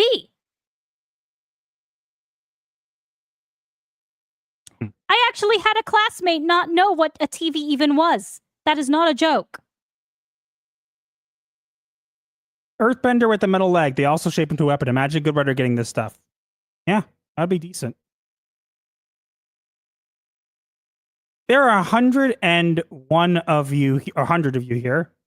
Just a reminder, if you have not already, and then we'll jump into the next topic, which is going to be interesting. Ugh. So here we go. Where is it? Master of Ceremony. What do you think of this? You like it?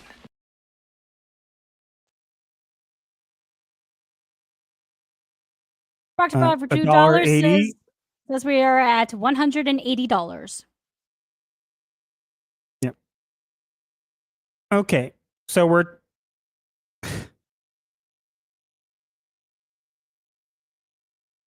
honey. Storm Reigns for 10.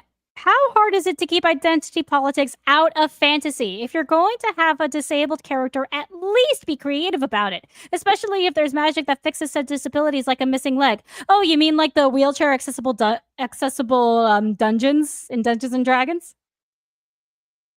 Well, that's a little bit different. Hi, Terra Wind Vampire says hi. Oh. Hello. Oh, sorry. Let me get that one done. We are $10 away from tier 2, which will get us Futurama Yu-Gi-Oh! So just throwing that out there. You guys want to see Futurama Yu-Gi-Oh? Yes, you do. So give us $10 more. Be nice. Why? Okay. Asmongold thinks it's millennials doing this. I think he has a point. Yep. Toxin for 10. Blah, $200. Why not? Oh, goodness. Thank you. Well, I guess that's tier 2, right? Yes. And just in time for game therapy. Which will completely make everybody regret our choices. Wheelchair accessible dungeons. Yeah, Yes, that in happened. D&D, they had In Dungeons and wheelchair Dragons. accessible dungeons. And one of the campaigns you could do was going to prom. Yes. Gay prom. We were talking about Avatar: The Last Airbender, but not now. Okay, Now we are let's moving get- on. We're gonna switch hats and we'll go into the game therapy. But first, because we hit tier 2, right? And we just got a $9.99 super sticker of a fox waving Japanese fans. Thank you, guys. Okay, we can go into tier 2 now. Yes. All right, here we Do go. it. This will cheer you guys up, okay?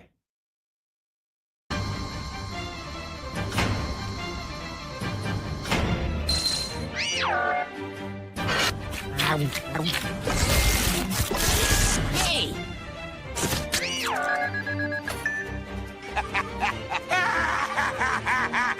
I'll show ye.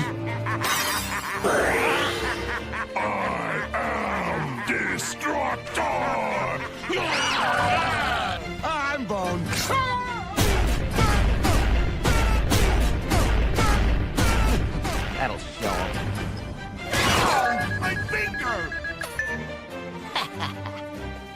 I cast upon thee a stone. Let's try it for a twofer.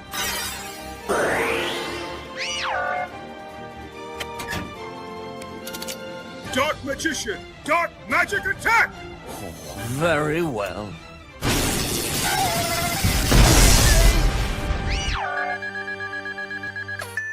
And that is why they call me Bender the Magnificent! Now it's personal.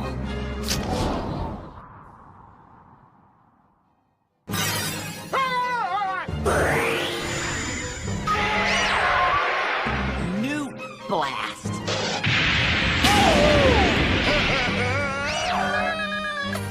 I'm scared. I learned how to handle delicate social situations from a little show called Three's Company. You are no match for my dragon style. You just lost the duel. You didn't even look at your cards. Looking at one's cards is a crutch for players who rely on skill. Eat them and leak salt water.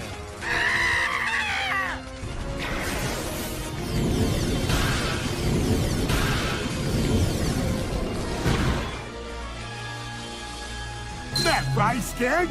No, I'm not. Oh, wait, I am. Let's go already!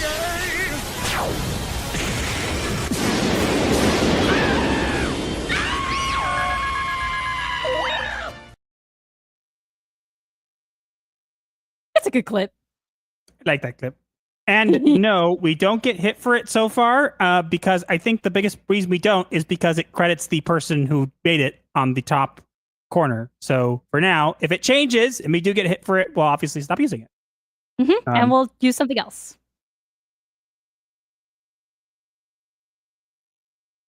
Okay, I forgive you guys for making us watch Mr. Beast Lab now. By the way, I didn't sacrifice any monsters to some of those level 7 monsters. But also we got a super chat from Paul of Dirt. Paul of Dirt for 5. Sorry, didn't know you were Jews. If God chose you, that's good enough for me. It's fine. Look, we're all going to have different opinions. I don't even know how to answer that. Look, we're all going to have... My first thought is thank you. Well, thanks for the $5, but we all have different opinions here, and you can have as whatever opinions you want of our show or anything like that. It's totally fine. Okay? Yeah. You still have the Pot of Greed clip. We played it earlier, but I do have the Pot of Greed song still, so we'll replace it with that one if we need to. But you guys said thanks for this clip. You're not going to be happy what happens next, because yeah. But hold on. You should read this one, honey. Dr. Vinny Boombats for sorry, it's not a super chat. Little known fact, Edgar Allan Poe invited the Po' Boy sandwich. Invented the Po' Boy sandwich, later shortened to Po' Boy. What's that? Probably a non-kosher sandwich. It's probably a non-kosher sandwich, which is why I've never heard of it. Okay. But cool if he really did invent a sandwich. Are you guys ready to watch 7 minutes of Sweet Baby Inc. telling you how they steal from books? Thank you for telling me that my cat ears disappeared. You typed something. I must have, yeah. Yeah, but yeah. Are you ready to watch 7 minutes of Sweet Baby Inc. admitting that they steal from books? No, but we're going to make you do it anyway. Like Clockwork I think for this Orange. topic, I think for this topic, we should switch back to our regular stuff because this is probably going to get put up and no one will have any idea what we're talking about. Yeah, fair point. Okay. Just for this topic, we'll put it back on after. Remind us. Okay. Let's do this. All right. Here we go.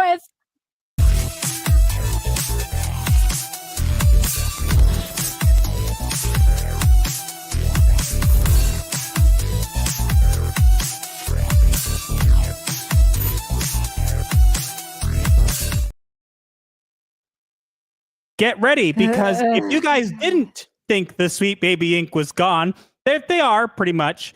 But through my research, I found something that I thought I wanted to share with you guys. This is a former Sweet Baby Inc. employee, someone who did the marketing and stuff for them, admitting that you should steal from books to make your games. Nope. You didn't hear me incorrectly. That is 100% what this person admits to. Yes. Shall we begin? You ready? No, but we gotta do it anyway. Okay. Hang on. Here we go. My name is Amberly. The Lee is not optional. And you're listening to Let's Steal from Books. Yeah. Why is that the name of your presentation? Let's steal from books, guys. Isn't that great? Aren't you happy now? That's literally the name of the presentation. What the actual hell? Now, this is a former Sweet Baby Inc. employee, but this is their presentation at GDC to tell you that you should steal from books. Now, they don't blatantly say it, but they kind of hint that that's what you should do. What do you mean? What do you mean they don't blatantly say it? It's literally right there, and she said the name of the title. Well, they kind of try to hide it, but it's kind of funny. She literally said it right there. Yeah, okay, let's continue. So here's the agenda. I'll introduce myself, I'll introduce the talk, I'll gush about books I like, and then we'll wrap up. Please do. Ugh. So I hate it already. who am I? I'm a project coordinator at Sweet Baby Inc. Boo! Hiss! Boo! Tomato! Get into the stocks. I love the last one. I'm dyslexic, so if I mess up and you laugh, you're ableist. I'm laughing. Does that make me ableist? I'm laughing. Am I ableist now? I love that last one. Just completely unapologetic. I know it's probably a joke, but honestly, No, I don't think it is. Honey, I don't think it's a joke. I don't think she's joking. No, she admits it. I'm pretty sure it admits it's a joke. I'm a published writer and poet. I'm dyslexic, so if I mess up and you laugh, you're ableist. Glad we cleared that up. Oh, okay. I guess that wasn't a joke. No. Honey, please don't die. That was a joke. Honey, please don't die laughing. She just straight up admits. She's like, glad we cleared that up. But she said it with a straight face. Look. And poet. I'm dyslexic, so if I mess up and you laugh, you're ableist. Glad we cleared that up. Does that look like the face of someone who's joking? No, I told you she wasn't. She's not joking. Nope. Please do not die laughing. I would rather you breathe. Not joking. Please, honey, please breathe. I don't know what this is, okay? Please keep breathing. No choking on laughter. So this is like a bold statement, but I'm at the biggest game dev conference, and I feel no shame in saying I like books more than video games. Then why do you work in video games? Great people you have working for. I mean, this is a former Sweet Baby Inc. employee, so that's fair. But great people you got working for you, Kim. 10 out of 10. Ugh. You forget she hired her chef just because she likes cooking. Yeah, that was a thing too. I don't know if you guys know that literally one of the members of Sweet Baby Inc. is literally just a chef and literally has had zero experience in gaming work. Just because Kim likes his cooking. I loved when he described how what was it? Like a game is like a sandwich, but if you take away all the stuff, I don't even know what he said. He made some analogy about games being sandwiches. I don't remember. It was too stupid. I deleted it from my brain. I don't have enough space. Exactly. Your brain is too precious. Why? Books take more risks. Books take more risks. It didn't pick you up. I laughed a little too hard anyway. They're so imaginative, they're easier to consume, and they're accessible. And that's Nope. Sorry. What if you are a bigot? And I'll tell you why. What about people who are literate? You just said it's easier for them to consume, but what if they're illiterate, huh? Do you hate illiterate people? Is that what your thing is? So you're dyslexic, so how come you like books more than games if you have trouble reading? Oh, that's actually a great idea. That's a great point. If you're no, they're easier to consume because she reads them backwards. Or she actually literally eats them. I don't know. Coming from a dyslexic person. Oh, she mentioned she's a dyslexic person. Again, do we have a dyslexic counter? She's mentioned it twice when no one asked. Ugh. Look, how do I steal? I told you she How do I steal? You don't. What is this? Reloot it all over again? So Like, let's this get is into before examples of Reloaded. what I find more interesting in books, and let's see what we can steal. So, Good theft versus bad theft. There is no such thing. If you're stealing ideas from books, it means you're not talented and your games suck. The fact that you could steal from books and still not make good games says a lot about you guys. how do you steal? So I got this idea for this talk from the book Steal Like an Artist by Austin Kleon. It's about how to pull from multiple mediums to create something that's truly your own. No. Did she just... Okay, they just admitted this is a book about how to pull from multiple mediums and make it your own. If you are taking things and changing it so it doesn't look like you copied their homework... You cut out at taking things from people. If you are taking things from people and you are changing it enough just to make sure it doesn't look like you copied their homework, that's not yours. That's you copied their homework. You just changed how you worded it.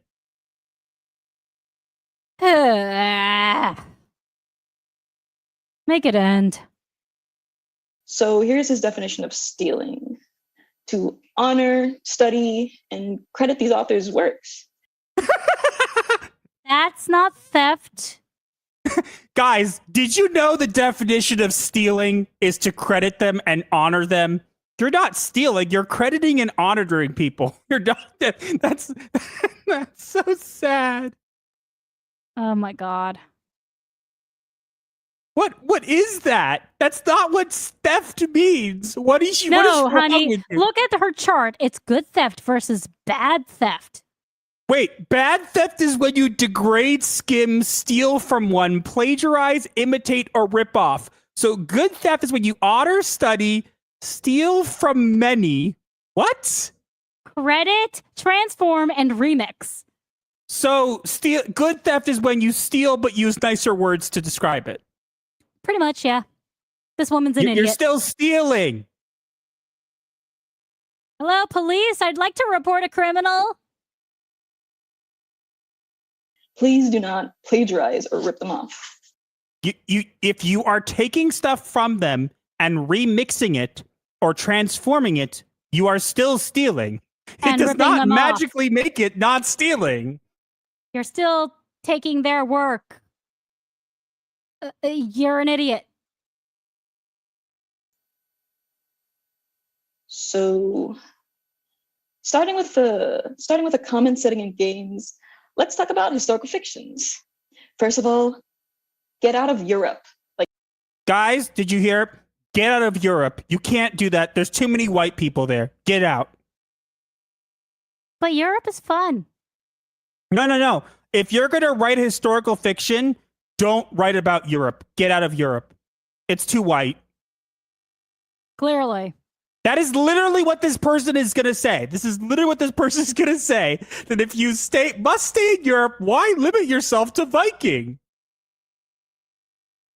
Vikings weren't in Europe. They were in Scandinavia.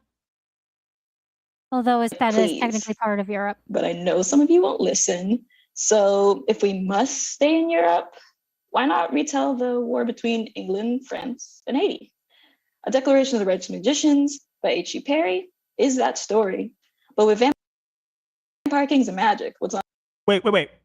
So this person took a story from history and changed it and added vampires and magic, and your idea is take their story and make another one. How original. You're literally stealing. Hello? Oh my god, make it end. Can I please whack her over the head with a frying pan or something? We're only 2 minutes in. There's still more. What? Still 5 minutes of this? Love, especially with the rare look into Haiti's important involvement in the war. But if we take a cheeky look abroad, we'll find a book that made me feral. What the hell does that even mean? Historical fantasy with Beck's love triangle and an inspirational female lead. I freaking hate love triangles. This book made me feel like if/when I meet my maker, I will make him my redacted. What? What? Okay, what does this have to do with gaming?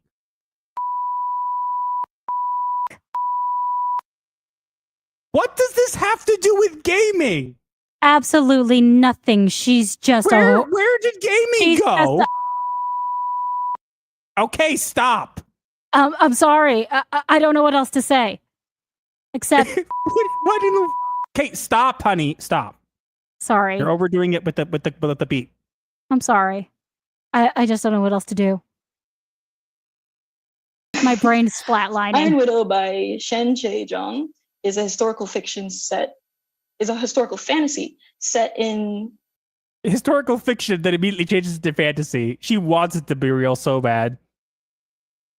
China during the Tang Dynasty. It has mechs, a true love triangle, spoilers, and a hungry, inspirational female lead. It's not just an inspirational female lead, it's a hungry, inspirational female lead. She's really hungry. She wants to eat a lot. Hungry for what, though? Never mind, I don't want to know. I have no idea how this has anything to do with gaming. It doesn't. You want to talk about writing an authentic, inspirational female lead and strong female lead? This book made me feel like if and when I meet my maker, I'll make him my redacted. What does that either have to do with the other? I'm trying to understand how this has anything to do with gaming. It doesn't. She just wanted an excuse to talk about her preferences. Like they all do. Speaking of strong female leads, here's some book of course she had an recommendations. anime. These are. She had an anime. I am annoyed that you have Mistborn there. Mistborn was actually written decently. And the fact that you think it's a strong female lead, which again it is, to be fair, it's a well-written one. I'm really the fact that you include it along with these other books annoys me.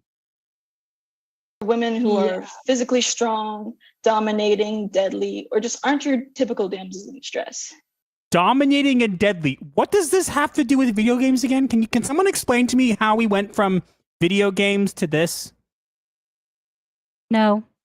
She's literally now talking about what she likes to read and how you should take people's work and steal it and make it your own. I'm so confused. Like I said, my brain has already flatlined. When we talk about women in books, we always bring up relationships. But I think we need to explore more complicated relationships in video games.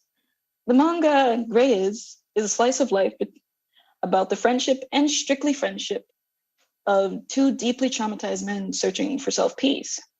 It's a refreshing look into the dark and sometimes scary aspects of relationship. That's great. I didn't sign up for a therapy session or book recommendation class, so can we get to how this relates to video games at all? I doubt it. Please read the trigger warnings before...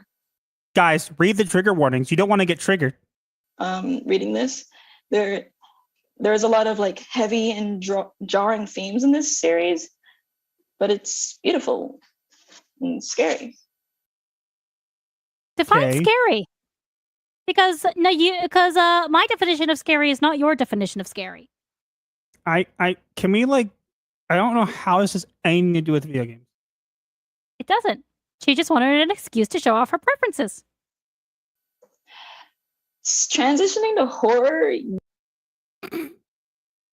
Why are you having horror with the fluffy panda? Read what she wrote there, or it. I don't know. will not provide examples. I am bleep made and cannot handle scary games already. What the hell does that even mean? Then why include this? So she has no spine. So no, wait. It's your presentation. Why are you including this if it's not for you? Makes me wonder, because you keep glancing down at your notes, it makes me wonder if somebody gave you notes. Also, are you in a hotel room with a messy bed behind you? A little weird. Yes, she is, actually. That's what it looks like. You will not get a single example from me. I'm bitch made, and I can't even handle scary games. What does B made even mean? What does that even mean? Okay. She starts off saying she likes books more, then goes into all the books that she likes that have nothing to do, tell people to steal, and then goes, I'm not giving you horror games. I like horror games. I don't like horror games. Where did we come back to this? I don't know. I'm very confused. Can you please explain? Someone, please, please help. I have my brain has flatlined. Want to know real horror? Standing outside in the GDC line and realizing you could skip the whole line. That's true horror. What? It's a joke. It's a bad joke. That's not a joke. The thief of time. Thief of time. Okay, but we should steal from books, though, just so you know. Bars. Lastly, here, just that first title. The heck are you doing?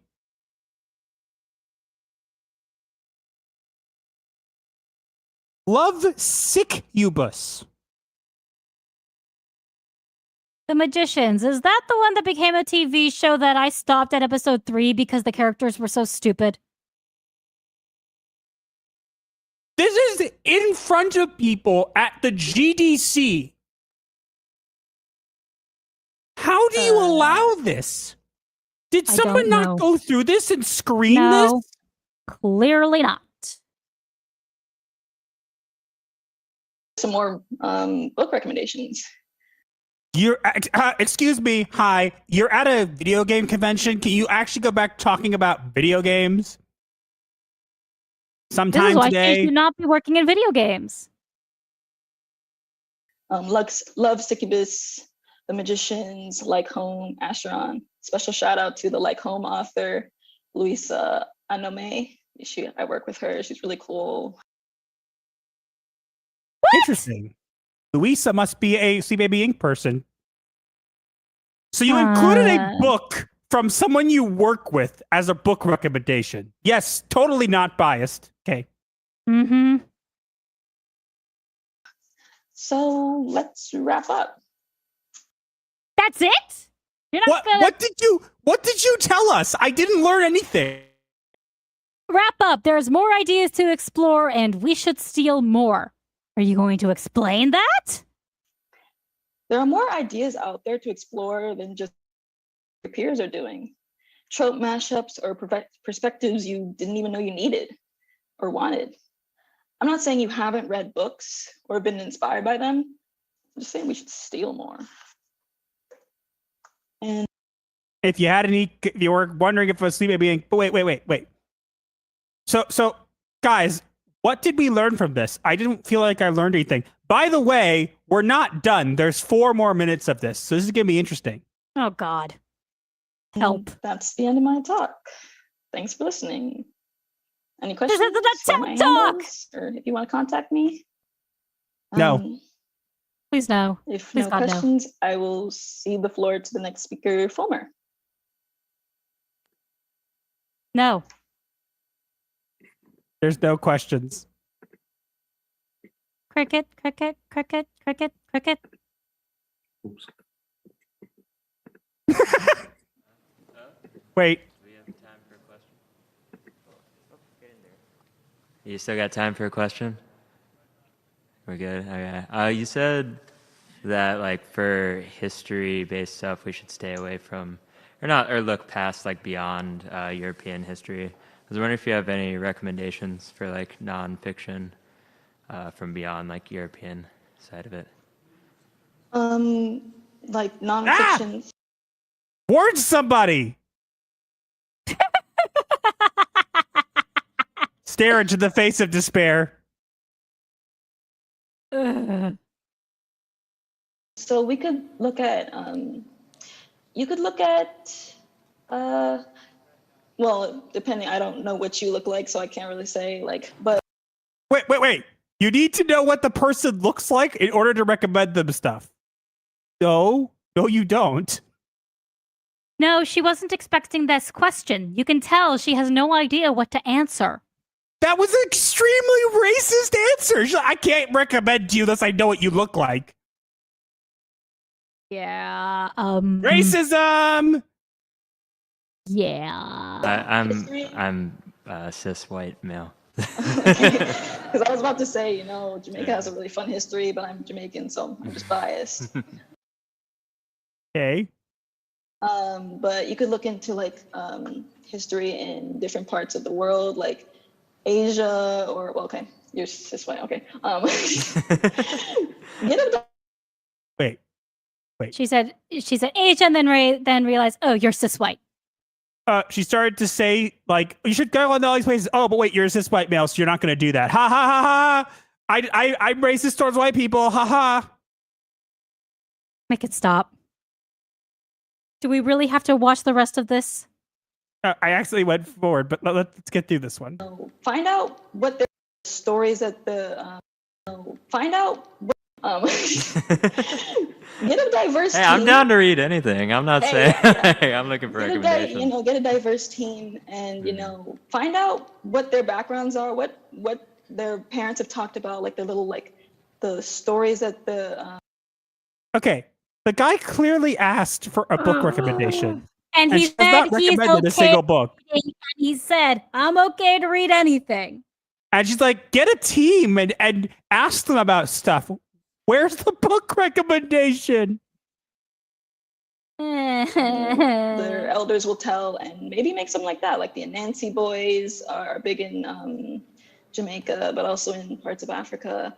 Yeah, I think you should reach out to your team or reach out to your older family members. I mean, you can stay in Europe, but maybe, we don't need Vikings anymore.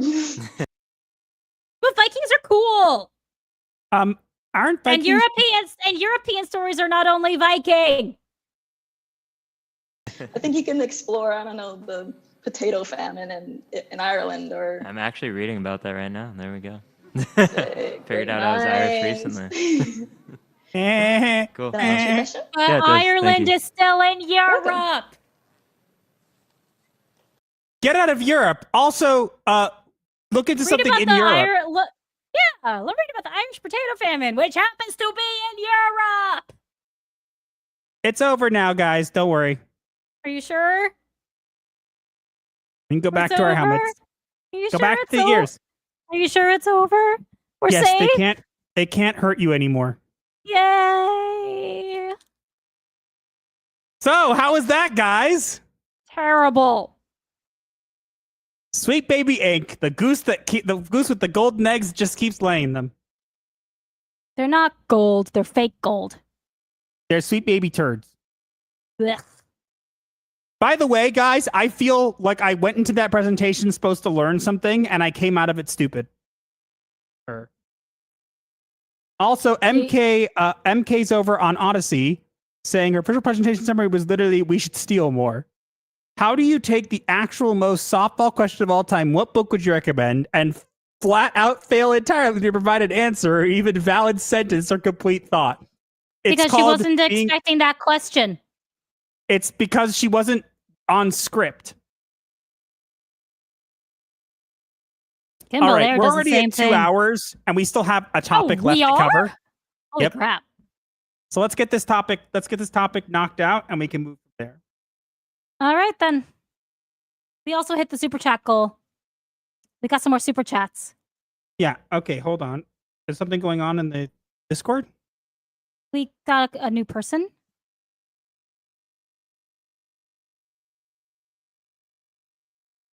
Okay. Let's get into the next topic. Or let's get to super chats first. Storm Rains for 5. Or she listens to audiobooks and counts that as reading them. I don't think she has the attention span to even listen to audiobooks. Rock Develop for 2. She's a self-diagnosed dyslexic, you ableist, haha. She mentioned it twice. You know what's weird? When you introduce yourself, you don't go, "Hi, here's my disability." Yeah, no. Paul for 2. Paul of Dirt for 2. If the author is dead, his book is free. Only after 50 years. I'm not sure that's how it works. Copyright, no, public domain is 50 years after publishing, I think. G.S. Wolfwood for 5. So she's not just any old idea thief. She's an exceptionally incompetent hack. Yes. Yes.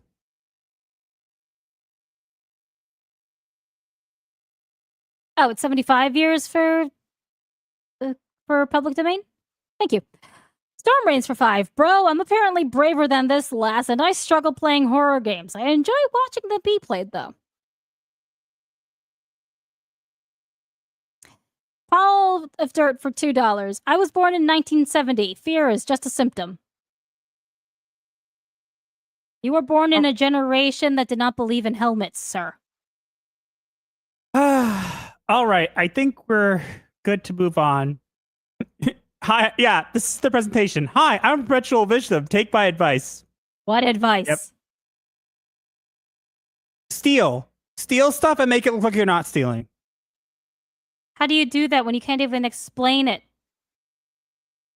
I didn't say you do it well. You just try.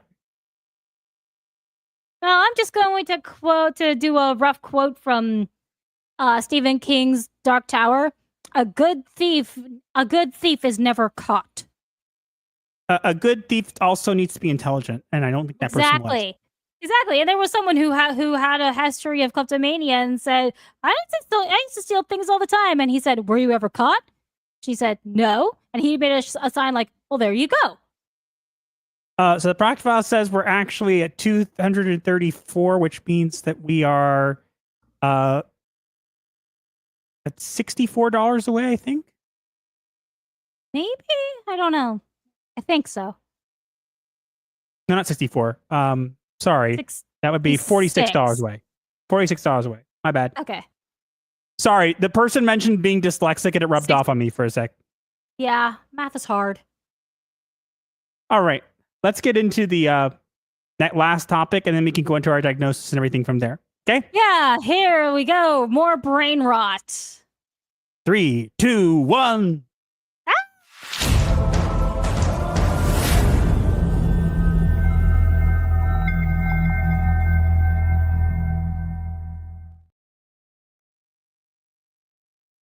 Batman's a priest now with feathers and flair. Fighting conquistadors in jungle warfare. The Joker's a myth, Ivy's a tree. This isn't deep lore, it's cosplay for free. Yes, this is real. So this is not parody, this is real. So we're getting a Batman movie that is called Aztec Batman Clash of Empires, and it has Two-Face and Joker in it. Long story short, it's meant to be based off of the Mayan and Aztec things about there's like I forget the name of it. Cortez, the famous conquistador who was also in the movie El Dorado. That's the bat. The god that's the bat. I forget the name. Oh, right, the bat god. I also forgot. I'm not as immersed in South American mythology as I'd like to be.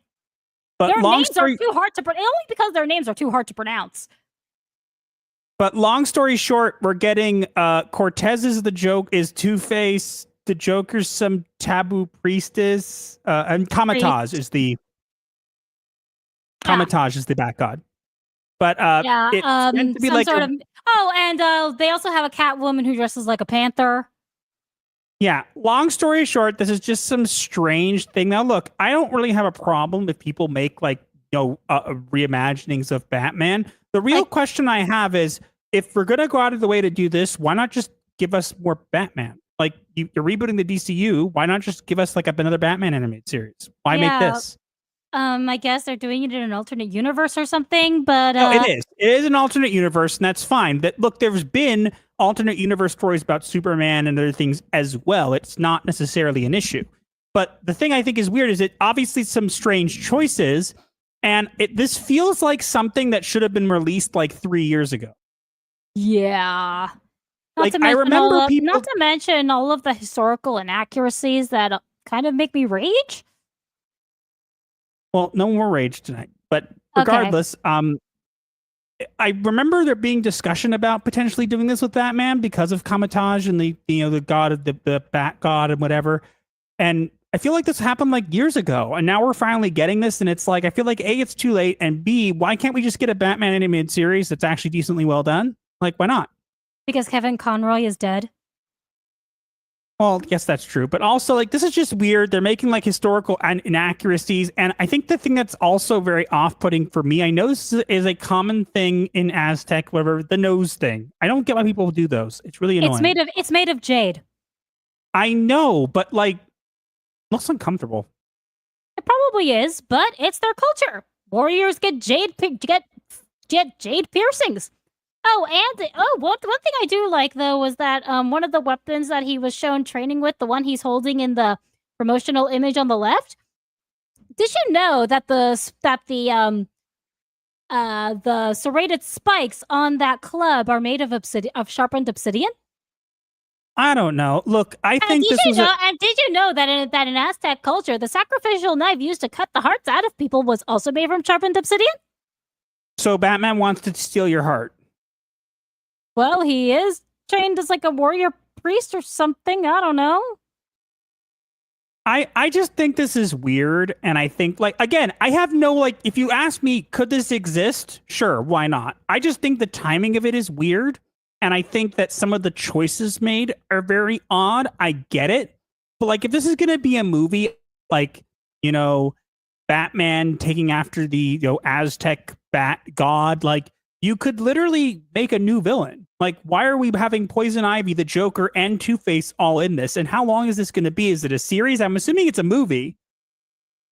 Yeah, and also, why is Two-Face Cortez the famous conquistador? And Well, how come his scarred face happens from getting scratched in the eye by Catwoman or Panther Woman, I suppose? And somehow it spreads to the rest of the side of his head? To be fair, we do know this has happened to Nick Fury before. It's established. He got scratched by a cat and it spread down from his eye. So I guess it's possible.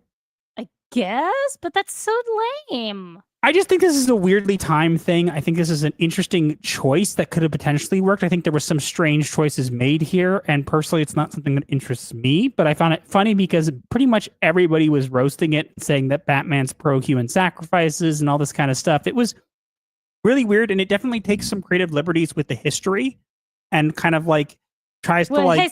History of Batman and Aztec culture. Yes, that's very true.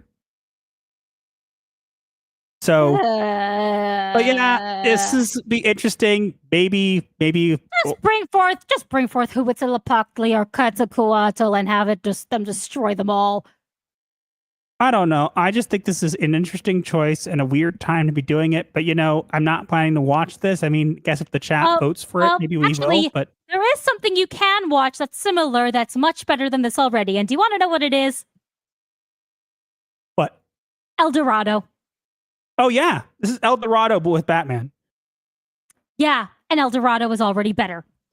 True, awesome and powerful bat gods. Ugh.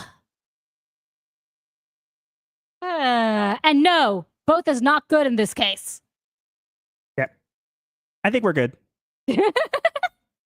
Not much more to say there. Then everyone gets smallpox and otherwise the end. Yeah, that's so mean. Okay, let's get into we've already way over time. Not to mention all of the people are forced to stop human sacrifices and are also forced to completely abandon their cultural literacy and the children are forced to learn how to write and read in English. Yeah, it's an interesting premise. But yeah, let's move on because we have to got a poll to go through and then and then we'll move on to our last part. Okay, we have a poll running, which I'm going to end shortly. But it says, engage with the like button to clock into the night shift. Did you like Fantastic Four? And leading with 70% is haven't seen it or didn't plan to, followed by 12% tie for yes, even with Pedro, and no, another Marvel mess. And then 6% have said it's clobbering time. I agree, it's clobbering time. Time to clobber this poll. All right. But we also completed our goal. So what we're going to do is we're going to do another vote. Can I do another vote from here? Yes, I think I can. Let me see. We're going to start another poll. We need to pick movies. Suggest movies. I'm going to pick like the first couple I see. Put them in the chat, please. We need recommendations. Proper recommendations.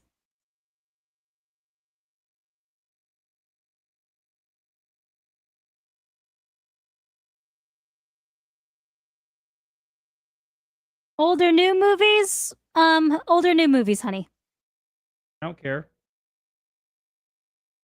Just movies. Movies that you'd recommend that we may or may not have seen.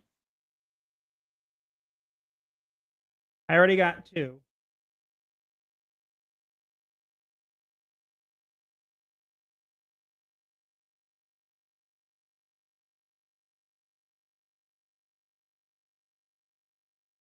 Yes, Master did see Spaceballs now, and I did he not hated it. He hated it.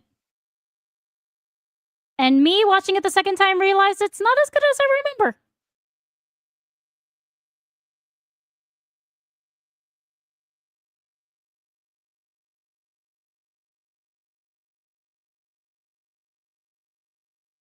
How come nobody's recommending Tropic Thunder? That's what I want to watch. They probably don't. Apparently, I can only give 4 options.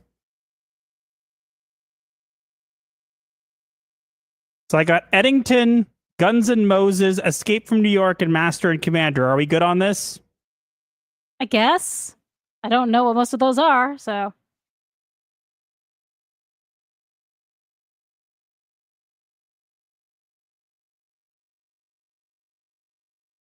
Okay, I guess we're going to start voting. I'm just going to assume this is whatever, guys. It's not a perfect thing. There we go. The poll should be up. Vote now. Go, go, go, go. How long are you going to leave it up for? We'll see. I say if it gets to 50 votes, we end it. At least. Well, it's only got about 30 now. 20, Come on, yeah, there are 30. 6 people here.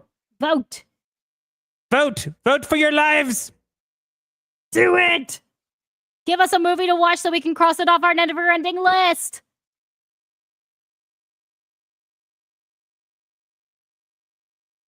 Got 35 votes. Come on, vote, vote, vote.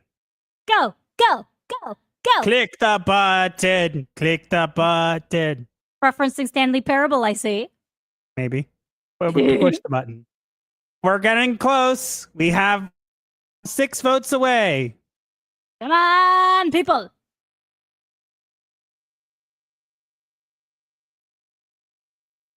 Three votes to go. Come on. There's got to be 2 votes to go. There's got to be 2 of you here. Come on. 2 votes. Give us your votes. Give us your votes. Come on. Come on. One more. One more person here. Just vote. Just pick something.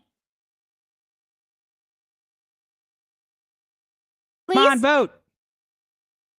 Yay! Or it said 50 a moment ago. It did say 50. I stopped it. Escape from New York wins with 57%. What's Escape from New York besides a movie? Write it down, please. Okay. On your phone, whatever you need to do. Okay, we'll get to that. Now we're going to go into the diagnosis of the week, and then we'll kind of end things from there. Okay? Mm-hmm. Because we're already over time. That Sweet Baby Ink thing was worth it, though. Be honest. Put it this way. We went a little longer because we're not going to be on next week. And then hopefully what we'll do is we will, next week, hopefully what we'll do is we'll celebrate our 15K subscriber celebration. And watch how when that celebration starts, we before it even starts, we reach 16K. So we have to make it 15K, 15 plus K. Yes. Okay, let's move on to the last topic. You ready? Yes. Should we get rid of our ears and helmet? No, it's the last topic. We're not taking it out, so let's go. Oh, fair enough. Begin.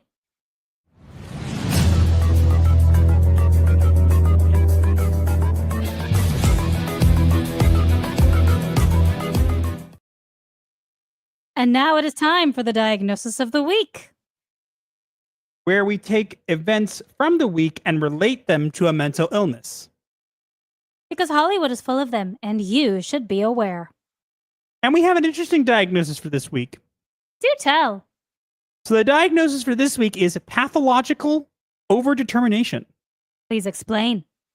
Pathological overdetermination is a psychoanalytic concept where a single event, object, or narrative is burdened with multiple unconscious meanings, causes, or expectations. In media, it describes stories that collapse under the weight of excessive symbolic, emotional, and thematic demands, where too many layers of intent are crammed into one structure.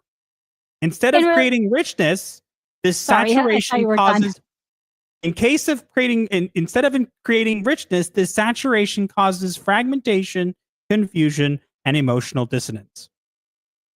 In relation to today's topics, with Fantastic Four First Steps, pathological overdetermination is exemplified in the film's attempt to combine family drama, cosmic stakes, and nostalgic aesthetics and a franchise reset. Pedro's miscasting, the teleport the Earth plot, and the unsettling CGI baby all compete for meaning, leaving the story muddled and emotionally flat. With Avatar 7 Havens, pathological overdetermination is exemplified in the decision to stack legacy, disability, twin dynamics, and a post-core apocalypse onto a single new avatar. The result is a character weighed down by myth, begins making narrative collapse feel inevitable. And with Aztec Batman, pathological overdetermination is exemplified by turning Batman into a jungle priest, a god avatar, and a symbol of anti-colonial resistance all at once. It reaches for cultural depth, but ends up as a mythic cosplay, avoiding a grounded story in favor of visual excess. Yep, and that's why we think this is a great diagnosis for this week. Agreed. Very nice find. All right. I think we're good. We went a little bit over time today, but that's fine. We will get back to you on Escape from New York. We will watch that at some point soon. But next week, we will not be here, okay? But we will be trying to tentatively schedule our 15K subscriber celebration then, because otherwise we're just not going to be able to do it because it's going to be a fast day. But we'll see you guys next week then, hopefully, and then we'll return to our regular scheduled streaming the week following. All right? Yes. But until then, take care and happy nightmares.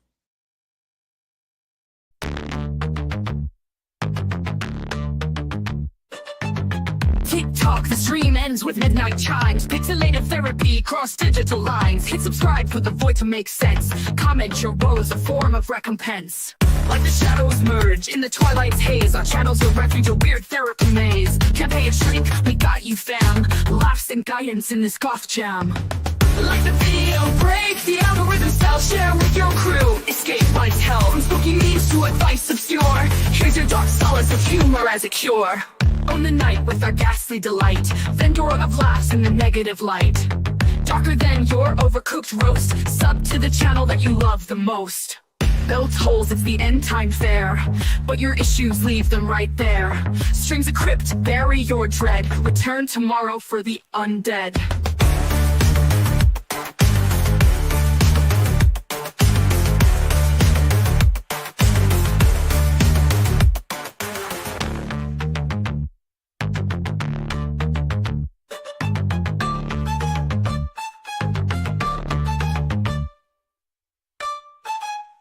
I think it was Dostoevsky who said,